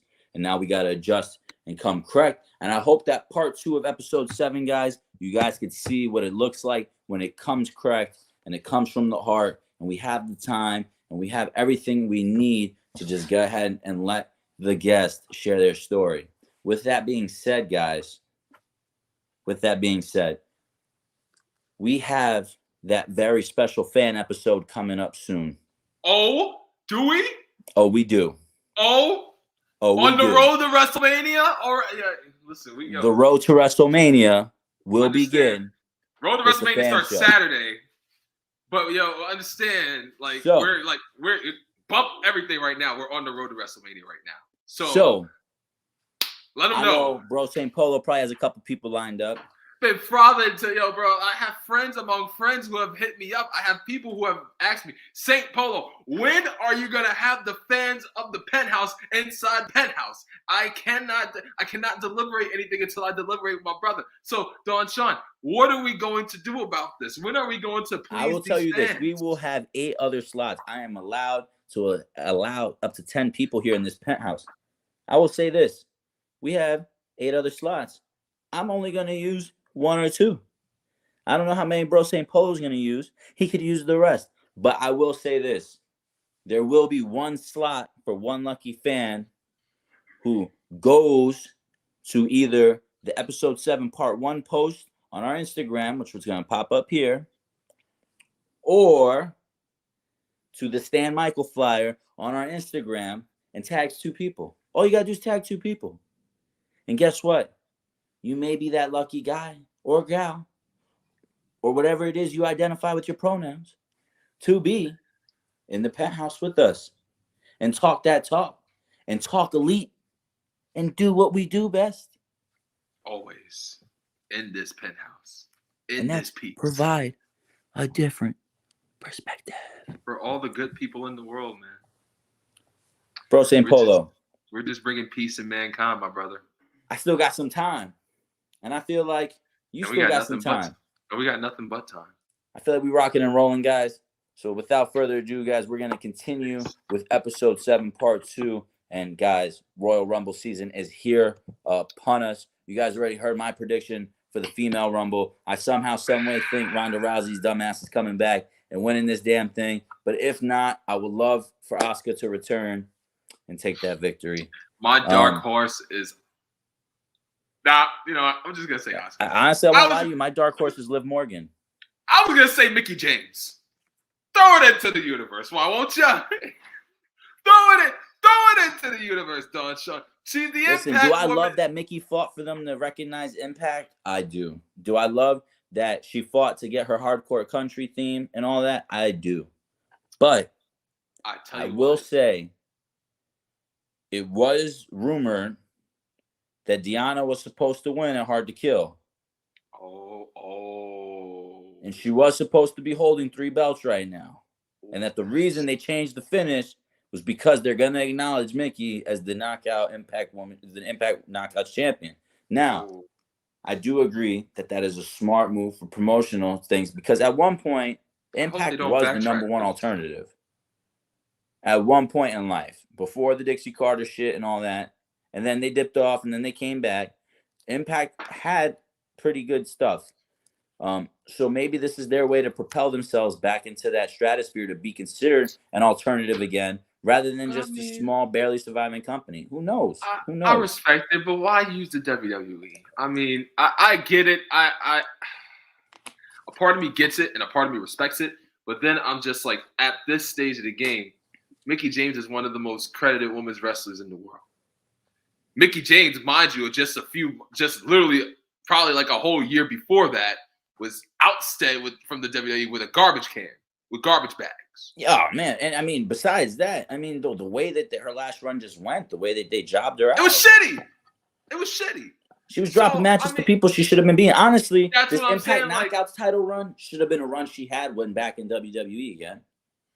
For real. And then maybe drop the belt to Alexa Bliss. Maybe drop the belt to somebody who you were trying to build again. And I'm like saying, like, I get where she's coming from in terms like, okay, she's gonna get the recognition, she's gonna come, but Charlotte's not even in the Rumble, no. She's the women's champion for it. She's the women's champion, but as I recall, I think she declared for it during the Lita promo when she was talking about what are you gonna do when I'm in the match and you can't get me out. I'm sorry. Did Charlotte declare for? I'm pretty sure. I mean, look. Now, am I quoting it word for word? No. But when Lita returned, Charlotte came out and said, how are you going to beat me? I retired your friend. She did not retire Trish Stratus. According to her, she did, which obviously. No, she didn't. Honestly, I think we're honestly going to get that Sasha Banks Trish Stratus match at some point soon. Because Trish Stratus has been working out again, trying to get back in shape. God damn it. Anyway, she will be in the Rumble. I do feel like that. But I will say this. My prediction for the men's Rumble, AJ Styles. Yes, sir. Yes, sir, Ski. I think it's time they give the phenomenal one his Rumble win. And this is it. It's okay. Here's my thing. You could have Randy Orton win this Rumble because it's his hometown. It's his third. It will be the third Rumble that he wins. He ties Stone Cold as the only people to win 3 Rumbles. You have that going. However, I feel like AJ, I don't think he needs this, but it would be nice for him to have this. It would be nice for AJ to get this. You get what I'm saying? Does that like I feel like AJ. AJ. I 100% agree because to me at this point in the 6 years he's been with the WWE, which is crazy to even say at this point, he really, yes, he's held the title majority of his time there. That's a fact. That's a known fact. He's held in the 6 years, right? Many championship golds in his time there, but the fact that he beat John twice. Says a lot. The resume he's put up in WWE has been great. Now, I still think New Japan's his best run with any company. Absolutely. But to me, adding the Royal Rumble victory to his resume here already a legendary resume, creates something that really is going to be hard to match for anybody who circles other companies and ends up in WWE the way like AJ did. I mean, TNA, great run. New Japan, great run. WWE, great run. We could argue all day. Everybody could put up their points for why and who and what and which. Man. But this is where like the whole, how can I put it? The 2-night deal for WrestleMania like kind of like switches. It kind of like, it presents a different, how can I say? It gives it a different feel because you don't have to go the route of AJ choosing the champion. You get what I'm saying? You could unify the title still, and AJ challenges the winner of that match the following night. That's how you can do it. Which is what I think they're going to do, similar to how New Japan how they did it with Wrestle Kingdom. Exactly. Mind you, where did they get this? Which I'm still tight about. Where did they get this whole 2-night idea from? Wrestle Kingdom went 2 nights first. Then came WrestleMania. Copy the rest of the wrestling world and pretend they don't exist. You said it. I didn't. I'm just saying. You feel me? I'm at this point. Well, not to digress, but I'm kind of mad about Will Ospreay losing the title to Okada too. But still, that's still, outside of all that match you just put up with Brian Cage at Warrior 18 this weekend. Did you see that? Yo, I did not see it, but I heard it was a barn burner. Guys, shout out to our boy Camera Guy Gimmick. Shout out to our boy Camera Guy Gimmick, Nick. Thank you for being on the show. Thank you for staying in constant contact with us. I mean, I think he said it best. Probably Warrior's best show to date. What a show. Every match, top to bottom. Check that card out, guys. Check it out. But let's stay on the Rumble for a second while we're here. Yeah, I'm just like at this point, if not AJ, then I'm okay with Randy Orton. I personally don't see anybody else unless you present a scenario where one of these champions, where either Brock or Reigns loses the title earlier in the night and they enter it. I feel like you can go that route. But outside of that route, I like to see AJ win this Rumble. I like to see him get his roses. I think he does. And if not, I won't lie to you. There's nobody else. There's literally nobody else. There's literally not. I was gonna say Drew, but they burnt his flame out. But the thing is that Drew, he's injured right now. He's not even in the match. That's what I'm saying. Like, so they burnt his flame out. That's what I'm saying. Like, it's just a matter of, all right. And honestly, that Goldberg match made his entire title reign unvalidated, even though they were trying to use it to validate it. But I will say too, something that is kind of sitting in the back of my head, which, guys, indulge me, this isn't real. This isn't facts. This is probably fiction. This is just something I've been thinking about. Is what if the reason the man we know as Bray Wyatt, Wyndham Rotunda, hasn't signed anywhere else and keeps getting all these Fiend figures released and all this other crazy stuff, is because he agreed to the one-night cameo. And I'm just like, what if? What if? Nah. Because I really want to know. He's making movies. Still as we're approaching February, any day now. He's making movies, bro. What? Let him be happy. He's making movies, Don Sean. He's making movies. Where's he gonna go? He's making movies. Just let him be happy. He'll make that decision when the time comes. If he does make a decision to come, if he makes a decision to come back to wrestling, he can always join the narrative. The narrative's good, sir. Don't just underplay the narrative like that. Don't do that. The narrative's very good. Yeah, bro. Just put some respect on it in. They ain't just good. Damn it to hell, they're very good. EC3, Adam Scherr, formerly known as Braun Strowman, and Killer Kross. Craziness. It's not just them, though. It's not just them. Brian Johnson. It's not just him. He's got he's got a damn army behind him. Come on, man. He's got it's great, and I like it how they're doing it. I love it how he's pitching it. I tell you Fuck what, these three-letter companies. I would not be mad if Ali got freed and went to the narrative. I will tell you that's exactly where my head was saying he's going. Free Ali and put him in the narrative. Damn it. He said he has a message he would love to share. You heard it here on in the penthouse first. Free Ali and put him in the narrative. I can't, man. Hey, I hope they let him go. And you know something I saw today I shared to our story that blew my mind? If they let Brian Kendrick go. When the fuck did Brian Kendrick even get re-signed? He requested his release. Well, remember, he became coach. So he requested his release today. Let's see if that gets approved. It's crazy stuff, man. It's crazy stuff. But just a mess. Let's talk a little bit more about this title match. I would love to see that Lashley Brock match end with a Lashley title win, but it's not going to happen. Boy. Because especially the way that Brock tried to downplay everything Lashley did. My man has been dismissive of Bobby Lashley. I don't even know what to think. I don't even want to think that this title match is going to be a long match on Saturday. I don't think this is going to be a long title match. 15. I feel, bro, even less than that. I feel like the people in St. Louis are going to be disappointed with that title match. I don't want to say it. I don't want to undermine the expectations, but I'm going in there with low expectations, damn it. I'm going in there with low. I want to see the match. I'm hyped the match is based off of the speed of the day one match. I don't think so. That day one match, if you really want to get from bell to bell, that day one match was 8 minutes, 45 seconds. I mean, the Lashley Spear and Brock through the ring happened that was a minute the first and 2 minutes. seconds into the match. First 2 minutes in the match. Literally, I timed it. So I'm of this mindset. I'm like this. If this match is presented to us, mind you, it is a dream match. We've always wanted it. I guarantee you it will be a hell of a lot more better than the expected Lesnar versus Batista match probably would have been. Definitely.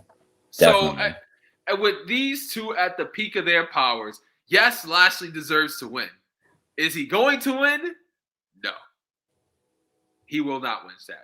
I don't see him beating him. I will tell you this, though. There is going to be a champion that loses his title. Brock ain't going to be that guy. At least not yet.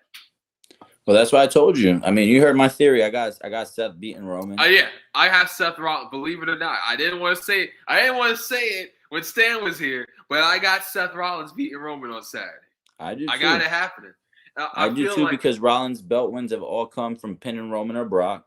And it sets up, like I said, that super match that truly never got to happen a few years back because they added Seth to it. Is that Brock Roman with Roman now as an established top figure for the big dog title, right? It's no longer the big dog.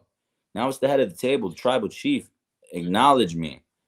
The story of, is Paul Heyman actually fired by Roman, or is he there as a snake, screwing Brock like he has many times before? Come on now. Those who don't know their history doomed to repeat it, brother. That's it. And you even seen it. You've seen it recently. The way Paul looks at Brock, where he cuts his promo slightly behind. Do you the way see? He was like, don't talk to him like that. Yo, I was like, what the hell? Why would that? Why? That man just fired you and Superman punched you on your ass a few weeks beforehand. No. Boy, I will say this. I'm disappointed Charlotte's not defending her belt during the Rumble. Okay, so that's what I'm saying. Like, if she's not defending her title, if she's in the match, then damn it, it presents a cool scenario. I mean, it's a cool scenario. Even though a champion hasn't won it since Hogan. So can't really work with much here unless you have Lita eliminating her or Mickie James or whoever. I will say it seems like they're building for Lita versus Charlotte. So I don't think that we're going to. I don't know. I don't even know what I'm gonna say. I don't know. I think the Women's Royal Rumble match is the biggest toss-up. But if Ronda Rousey returns in the match, she wins. If she doesn't and Asuka returns, I would love to see her win. If her injury wasn't like so much close, I was gonna go with Bayley. I would have went with Bayley like off rip. But she's cleared? Is she back? No, she's still injured. So she's out here at football games. She's not even worried about wrestling right now. Hey, more power to Bayley because guess what? I wouldn't be worried about wrestling either. But man, I mean, there's so much. Alexa Bliss, you can rebuild her now. Oh, they've been doing some great shit with that therapist stuff. What a dark horse! You're absolutely right. But then again, that's such good shit. But then again, you got the chamber taking place in Saudi, so. Yeah, that's crazy to me. Toss it, yo, bro. Just toss it up, my man. Like it don't even matter. It don't even matter what's about to take place. That shit is crazy, man. You got a so chamber much match that's gonna happen. I mean, guys, you guys see it. I'm trying to process that shit all through my brain. It's getting crazy. Pro wrestling is like really like up in arms right now in a good way, in a real good way. Like I said, we're on the road to WrestleMania. We got Beach Break tomorrow, and that's a hell of a card in itself. They just had a hell of a card in DC last week. We wrestling fans, it's toxic, but we're spoiled, bro. We're spoiled right now. It's spoiled. We're spoiled like rotten good children that we are. They just announced Moose versus W. Morrissey for the next Impact pay-per-view. Yes, for No Surrender in New Orleans. That's gonna be something. And right now they're talking about Moose being a potential person to show up in the Rumble. Because he wants it. He wants the Roman Reigns match. But I'm gonna tell you, he wants a Roman setup. I don't see him go out there to job to Roman. He gonna job to Roman Reigns. Don't job. You're calling yourself the god of professional wrestling. WWE will not give you the shine. Because you're using a JBL thing like that. You gotta have it. You gotta have it on the mutual territory. But WWE will never let that happen. Never. Because the only neutral place they'd be able to have it right now is New Japan. Yep. But I mean, Moose has had a few matches in New Japan, but he recently just had one on New Japan Strong not too long ago. Yeah. So I mean, you could. We can't sleep on the NWA either, guys. NWA's been bringing some steam, bro. They have been bringing the heat. The NWA's been on fire. Let me tell you something. Can I tell you? Yeah. No, yeah. Indie pro wrestling, like all in all, just on fire the last few. Can't even say last few months. Just the last few weeks in general, bro. Let's talk about this weekend only. I mean, Jesus Christ. Like everything from top to bottom. Limitless had a hell of a show in Maine. Bumping like GCW. Defy has something coming up. I mean, everything.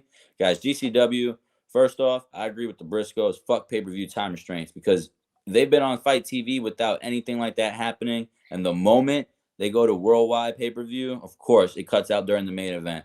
But shout out to Nick Gage and them winning the tag team champions, the tag team championships. Nick Gage and Matt Tremont, yes, sir. To me, that only points in the direction more that the Briscoes are going to appear somewhere that we've all been dying for them to appear.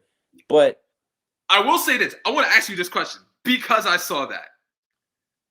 A few weeks ago, the Briscoes made a comment, and they said they would thrive in WWE.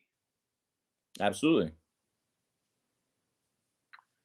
Do you think the Briscoes will ever show up in the WWE now?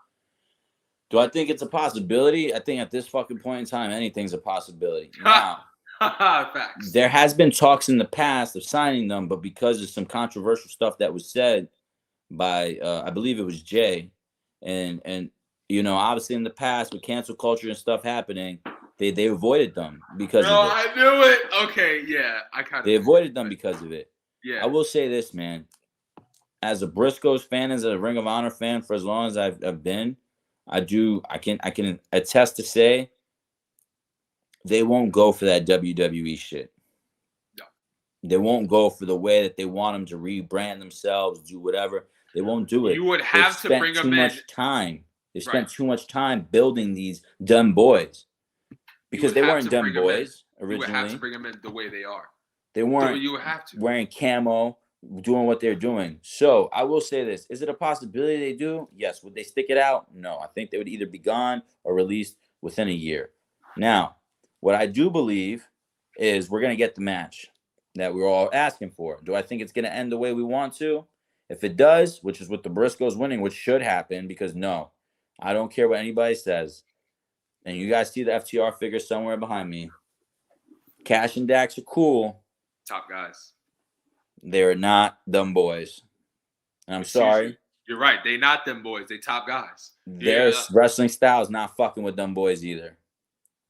At all. At all. But with saying that, that is why their match would be one of the best matches of all time, because FTR will make it a Hart Foundation style match, and the Briscoes will make it a Briscoe style match, which is why I think the difference, and you guys hear what I just said, FTR will make it a Hart Foundation style match. I see a lot of Arn and the Briscoes will make it the Briscoe style match. That's fair. But like, believe it or not, I mean, hell, I would have been okay if you even said they would have made it an Arn and Tully kind of match, because they resemble more Arn and Tully than the Hart Foundation, if you really want to get technical. Yeah. But to match that Briscoe style, you'll need an Arn and Tully kind of style to match the Briscoes. You gotta need something you ain't really got in you. Really, you need the Arn and Tully and probably the kitchen sink to match the Briscoes. See, I'm gonna tell you right now what Jay just said recently on the Twitter. Them and the Gorillas of Destiny. I rewatched that match after him saying it, and I will say, unfinished business, perhaps. Oh, without a doubt, they those guys don't even like each other in real life. Unfinished business, which is amazing, but perhaps. Oh man, yeah, there's just so much, man, and that's what this is why we're blessed to be wrestling fans. There's absolutely just so much happening. So much happening. It's not like guys. We've been going for 2 hours and 12 minutes. This is crazy. We are. It's good to be back, baby. We are live. It feels good. It feels great. Google us, baby. It feels great, guys. You guys heard some of our predictions for the Royal Rumble. We've heard some stuff we're talking about. We're talking about some indie stuff. We're talking about some wrestling stuff. And guys, the last thing we would ever want to do is just cut and kill things. We had Stan Michael on today. You guys heard me apologize for earlier. We're going to fix that up a little bit with the Michael Trasso interview in the video. We predicted our Royal Rumble picks. Let's talk a little bit about Beach Break, brother. Let's talk a little bit about Beach Break, man. Who you got winning this Lights Out match? Dude, for some odd reason, I think Orange Cassidy will beat Adam Cole tomorrow, just for the fact that it's a Lights Out unsanctioned street fight. If this was a sanctioned match, I would go Adam Cole all the way, baby. But because it won't officially be on his record. And this will not be on the record. I will say, I foresee this whole, the Elite and Red Dragon coming out and the Best Friends all getting involved. And I think that this can somehow turn into maybe the next Stadium Stampede, kind of like how the Inner Circle did with the Elite. And kind of do the Best Friends versus these guys. Or Blood and Guts. Well, right now, the rumor, I don't know if you heard, apparently William Regal signed with Impact. That has been reported this weekend, that William Regal has signed with Impact quietly. Oh, really now? That's the rumor. You can look it up after you get off the show with me. But it seems like we need Kyle O'Reilly to return back from after, he just had a baby. Okay. We're going to need, obviously, Kenny to return from injury. Need a whole lot of pieces. And it seems like Roddy, the way he's going. Roddy just had a dark match on Main Event. So did Ciampa. And you saw his elbow? Against LA Knight. Yeah, he had a match against Pete Dunne. Did you see his elbow, though? I didn't. Did you even see Ciampa's elbow? Bro. What? You remember, did you watch the UFC fight with Zhang Weili and Joanna Jędrzejczyk, how she had that thing on her head? His elbow and the cap of his elbow was protruding. He looked like he had a horse's hoof. He didn't have it covered up or wrapped up anything, no? No, he showed it on his Instagram. Go check that out. But yeah, I think it's gonna be something wild. But I agreed because it's a lights out match. No, yeah. Oh, goddamn. A stadium stampede between. Oh, my Lord. But what I really want to know is why the hell are they doing beach break in Ohio in the middle of the fucking winter? Does that make sense? No, it doesn't. First of all, who the hell wants to go to Ohio? In the winter, forever, ever. Let me tell you something. I hate I'm sorry, guys. Sorry. Ohio needs to go to Canada. Don't even Who the belong. hell wants to go to Ohio for a beach event?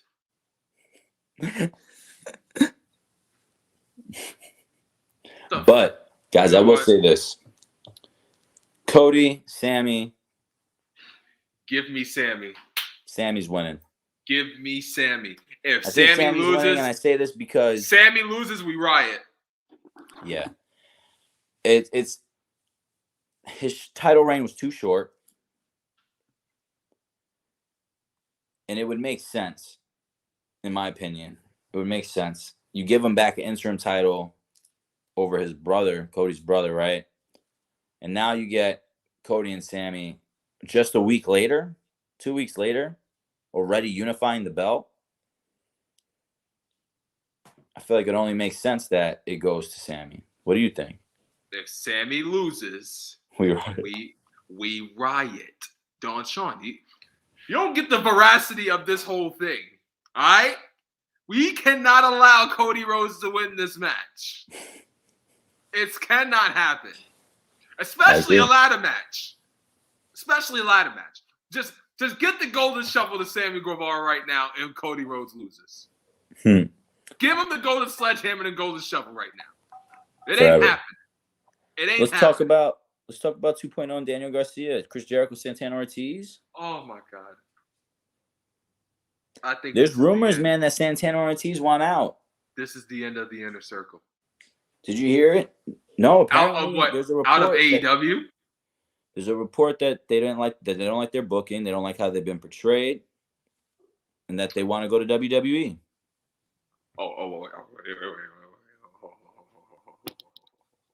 Dude, I'm just talking about things I've read online. Well, don't do that. Don't do that. Please don't do that. Okay, I can see the one. First of all, we'll agree with them on that one because in most regards, Santana and Ortiz should have been the tag team champions by now. How the fuck are Jurassic Express the tag team champions before them? No. That's okay. Here's my thing. That's okay. I'm all right with that. I'm not. I am all right with Jurassic. Okay. I am okay with Jurassic Express being the tag team champions, but before Santana and Ortiz, I am not okay with that. That I am not okay with. Now, the way they're booked, yes, they're consistently with Chris Jericho. That I am not liking. I will say this. They break away from Chris. They align themselves with Eddie Kingston. Yes. No. Shake your head. No. I say yes. Listen, what they need to do is realign them with Diamante and bring back that version of LAX, of the 5150 LAX, because you got Danny Limelight and Slice Boogie out here in MLW just representing the their real 5150 with Conan and the original LAX members. So, to me, this only can build something even greater with this open and forbidden door that they both have, that you have this giant faction. I feel like you can do that. I mean, but wait a minute. But why can't Eddie Kingston come into the picture there with Diamante in them? Because Eddie, the only way it makes sense is if Homicide comes. It's the only way it makes sense. Where's the issue in that? That's the only way it makes sense to me. But Homicide is doing his thing in NWA for the junior heavyweight title right now. He's in that tournament. And I'm pretty sure he has a bye all the way to the final. Kind of all the way around the Indies as well, too, man. Just had an unsuccessful title match against Jon Moxley at the World. That shit was crazy. Very much. Kind of short. Crazy. But it was crazy. First off, now we even mentioned that, I just want to talk about the fact that I think Daniel Garcia and 2.0 are going to win. Or they're going to win?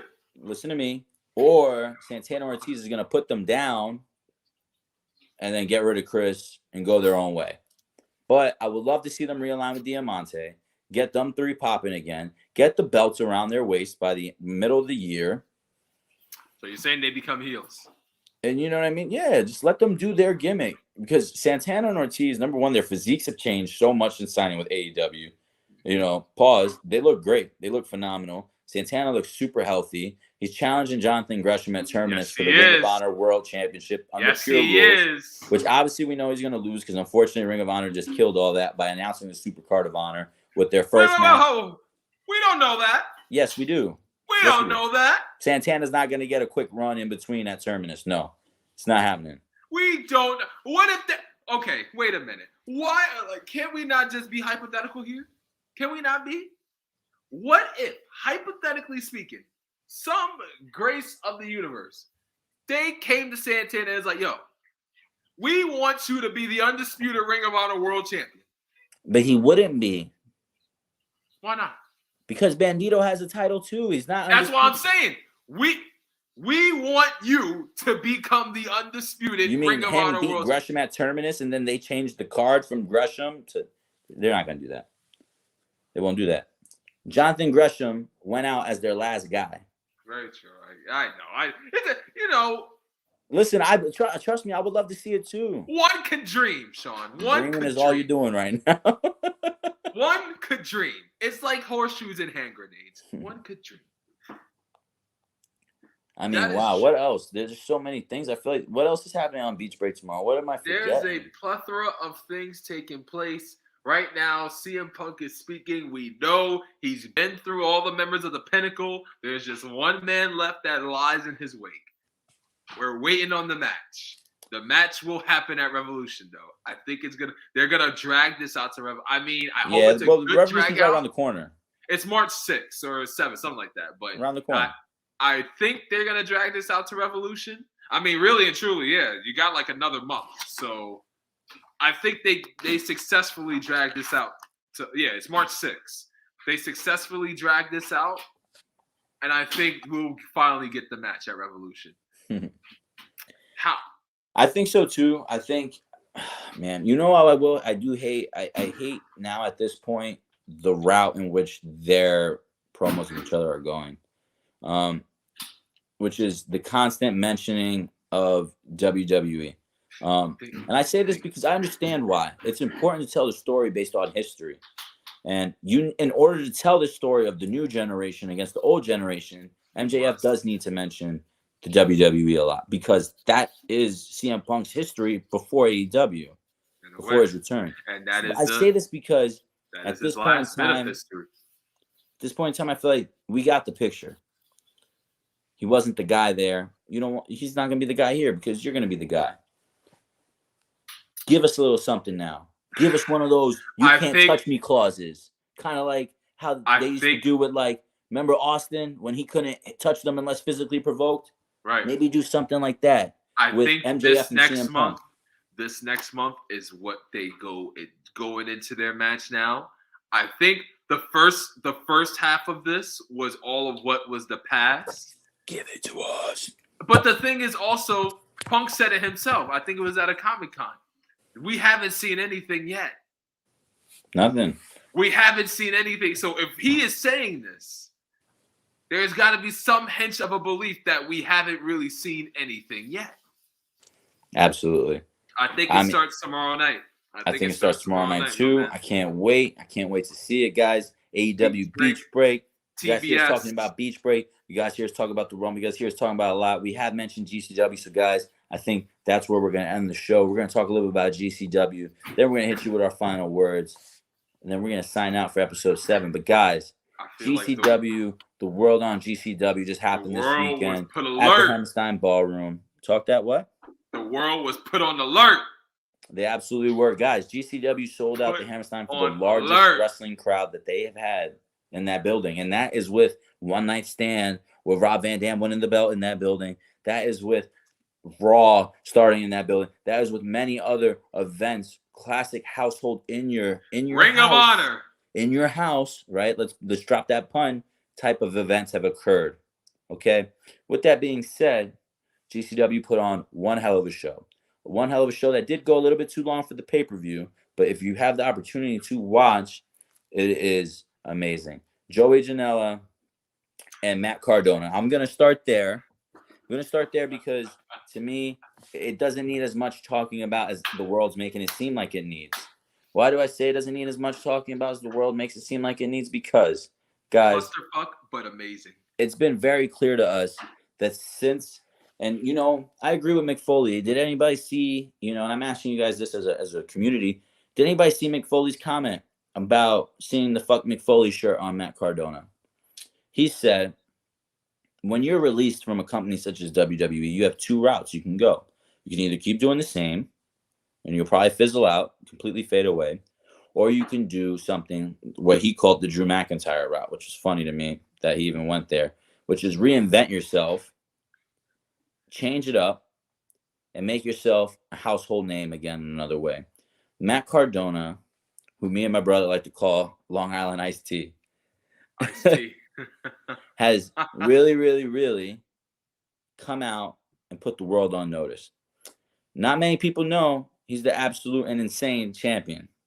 Not many people know that man is collecting belts all over the indies. Let it be known that he could also become the next NWA World's Heavyweight Champion, which would be like his 7th current title that he's holding, guys. Which is important to know, man. The belt collector, the king of the indies right now. I mean, I know we're all just joking around. King of the death match. The king, Matt Cardona, whatever he's doing, and Chelsea Green's helping him. This Chelsea 469, all this crazy shit they got going on.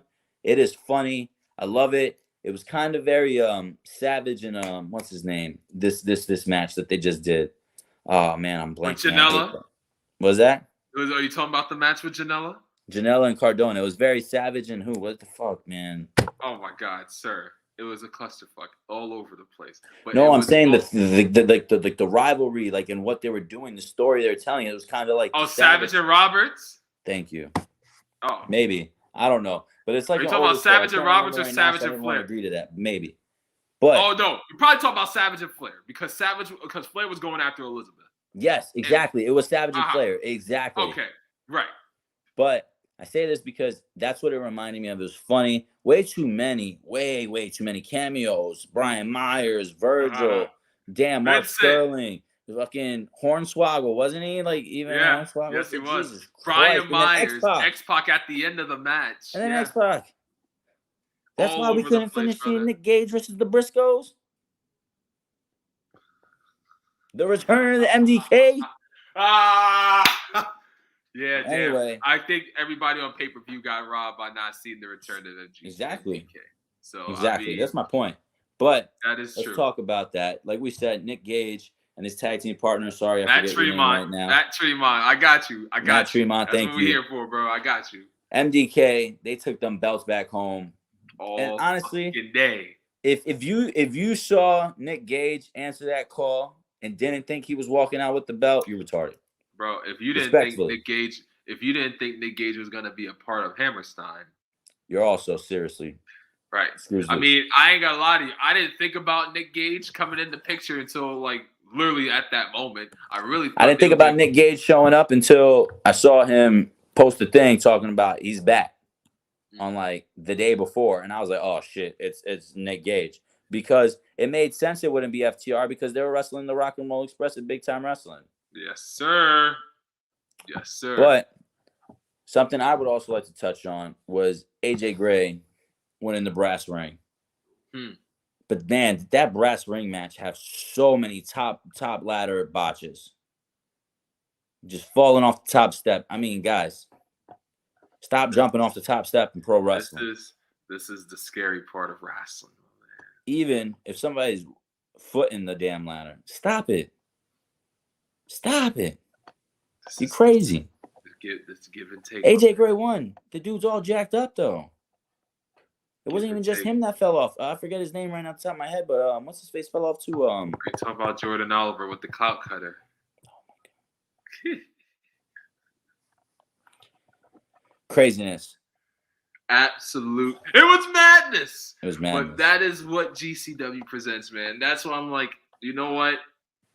God bless them and companies like that and MLW because they keep the indies rolling. Like I keep saying, you'll hear me say it a lot. The indies is the heartbeat of pro wrestling right now. Absolutely, and it has been for a long time. Very long time.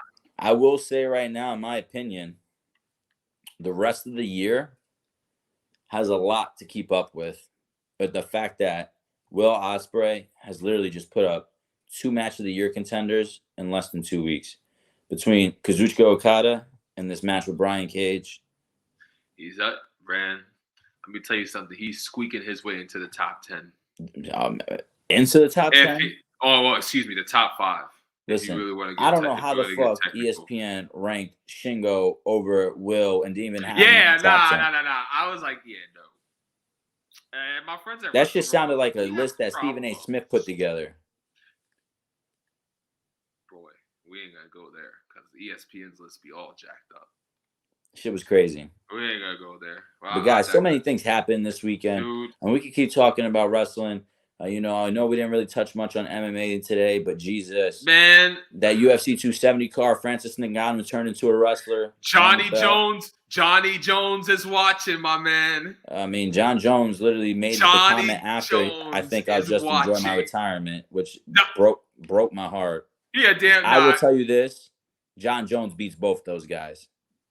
Both those guys. He needs to avoid the first 10 minutes of Francis's power, and Francis ain't wrestling John Jones down like that. Nor is he going to be able to handle the bigger John Jones. If you look at those last 3 rounds, Francis probably threw 6 total strikes in those last 3 rounds. He was doing wrestling. He was doing more wrestling than jiu-jitsu. He was too gassed. But let me tell you something. Somebody who's going to wrestle your ass down and still hit your ass while you're there, whether it's peppering you into the body or anything, that's John Jones. All right? Ciryl Gane, you found the loophole in his game. Now he knows what he needs to work on. So do you think John Jones has a shot of really dominating the heavyweight division? My brother, you apparently have not been paying attention to our story. Guys, you've heard it here and you will hear it every day. If John Jones returns to the cage, John Jones will be the heavyweight champion of the world. You will never, ever, ever, ever, ever, ever, ever, ever, ever in the history of the earth hear me bet against John Jones. That resume speaks for itself. It is stacked up. Yes, he has had some competitive fights, without a doubt. Is there a chance that Dominic Reyes beat him? There is a chance that Dominic Reyes beat him. Is there a chance that he lost to Gustafsson in one fight? There is a chance. But guess what? On paper, it didn't fucking happen. So it don't matter. All right? It don't matter. Now, what does matter is the fact that just like Davison Figueiredo, just like Weili Zhang, and many others, John Jones has taken his camp to fight ready in Arizona under the coach Henry Cejudo and that Eric Abrahantes retard or whatever his name is. Not even Abrahantes. I'm thinking of Alex Abrahantes. Yes, you are. Yeah. Eric, whoever the hell, Captain Eric. Look, I won't lie to you guys. I thought they robbed Moreno. Now, do I think they robbed him like they robbed Max against Volkanovski? No. What I do think is that's by unanimous decision, right? Who? The Moreno fight, no? It was only because it was the 3 rounds to 2. But I will say this: the Verdict MMA, shout out to @Verdict MMA on Instagram and all over the world. They have a global scorecard. Their scorecard had Moreno winning, which is based off of more significant strikes, which is the truth. Moreno outscored him in significant strikes. If you guys pay attention to our stories on Instagram, you saw I shared the strike. Now, round 3, unfortunately, became Figueiredo's because the last 5 seconds he got knocked down and then he got the guillotine choke.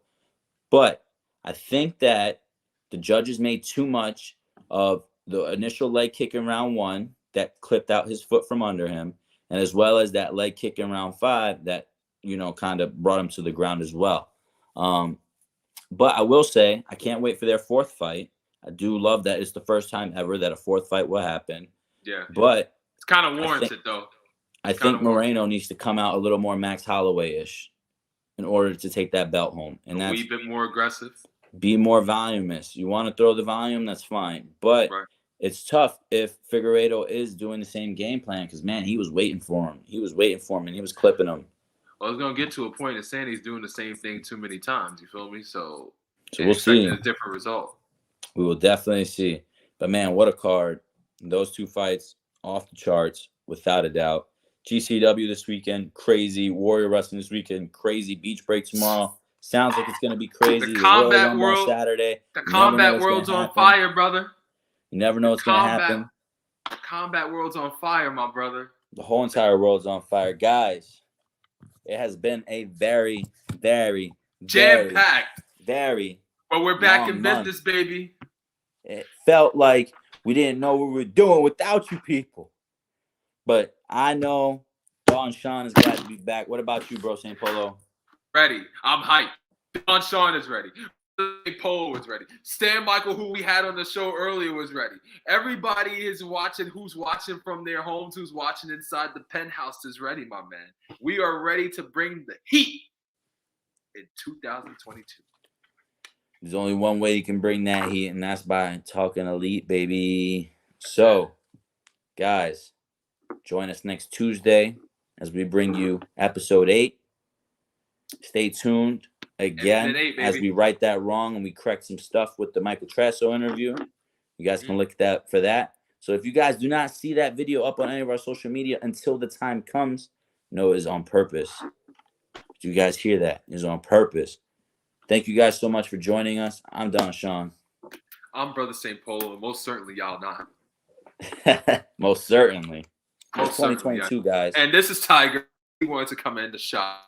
Hey, I was wondering when he was going to make his way in. Yeah, in the show, bro. You feel me? Now you know we really back. Tiger's back, too. That's a fact. Tiger's back, that's too. That's a fact. We're back on it, my man. Guys, it is very, very important, guys, 2022, that I share a special message with you. 2022 is a year that is new. It is a year that is meant to be filled, right? We're all going to talk about all this great energy and manifestation and all this other stuff. But guys, just remember, just like I said earlier, it starts with what's in you. So whatever it is you got out there, whatever dream it is, whatever it is you want to do, whether it be streaming games, video games. Shout out to my boy Danny. You guys can follow him, DC Gaming 2K, Twitch. Whether it be starting a business, shout out to our earlier guest, Michael Trasso Jiu-Jitsu and Wrestling. Whether it be chasing the dream of starting your own podcast, shout out to the Talk of Champions. Whether it be wrestling, shout out to all the guests we've had, Stan Michael, Renegade Twins, Picture Perfect Tyler Jones, Sam Shields, Guapo Grande. We can go. We've been doing this, guys. Even getting into camera work like our man Camera Guy Gimmick. Doing the camera, taking the shots. And let me tell you something, that boy do not miss a shot. Hell no, he don't. Man, I'm telling you right now, Don Sean, it's going to be some of the best shots in the biz in the next few years if it ain't right now. Just remember something, guys. With all that being said. It all starts here at Penthouse. Remember where you came from first. Remember where you stopped by first. There is never a better time to be elite. Never. Never a better time to think elite either. Every day and every night is a great night to dream elite. And you can always bet your bottom dollar. Feel elite. But there is only truly only one place on earth. One motherfucking place that you will ever be able to talk elite. Talk it, baby. And that is right here with your boy, the Don Sean and Bro St. Polo. And God only knows what we're going to have planned for you next week. So join us. Hit the link in that link tree, guys. Go to the link tree. Let me give you my last shameless plug of the night. Oh, here we go with this nonsense, of course. Yo, guys, I hate when these spam accounts show up. And when you guys want to see, oh, what is he talking about, these spam accounts? I mean, these nonsense ass XYZ, yada, yada, yada pages that spend these stupid comments on our damn YouTube. Walk it like we talk it. But I will say, and Danny knows what's up, this has been Talking Elite, episode 7. I'm Don Sean. Squad. Brother St. Polo once more. You're not understanding our energy right now. We're bringing this all 2022 and beyond to the moon. I hope you guys are ready for our Rumble review and when that fan episode gets announced. Guys. Oh, my God. Yo, bro, I cannot wait, yo. When you see me, Too sweet me. Too sweet me when you see me, my boy. Good night, y'all.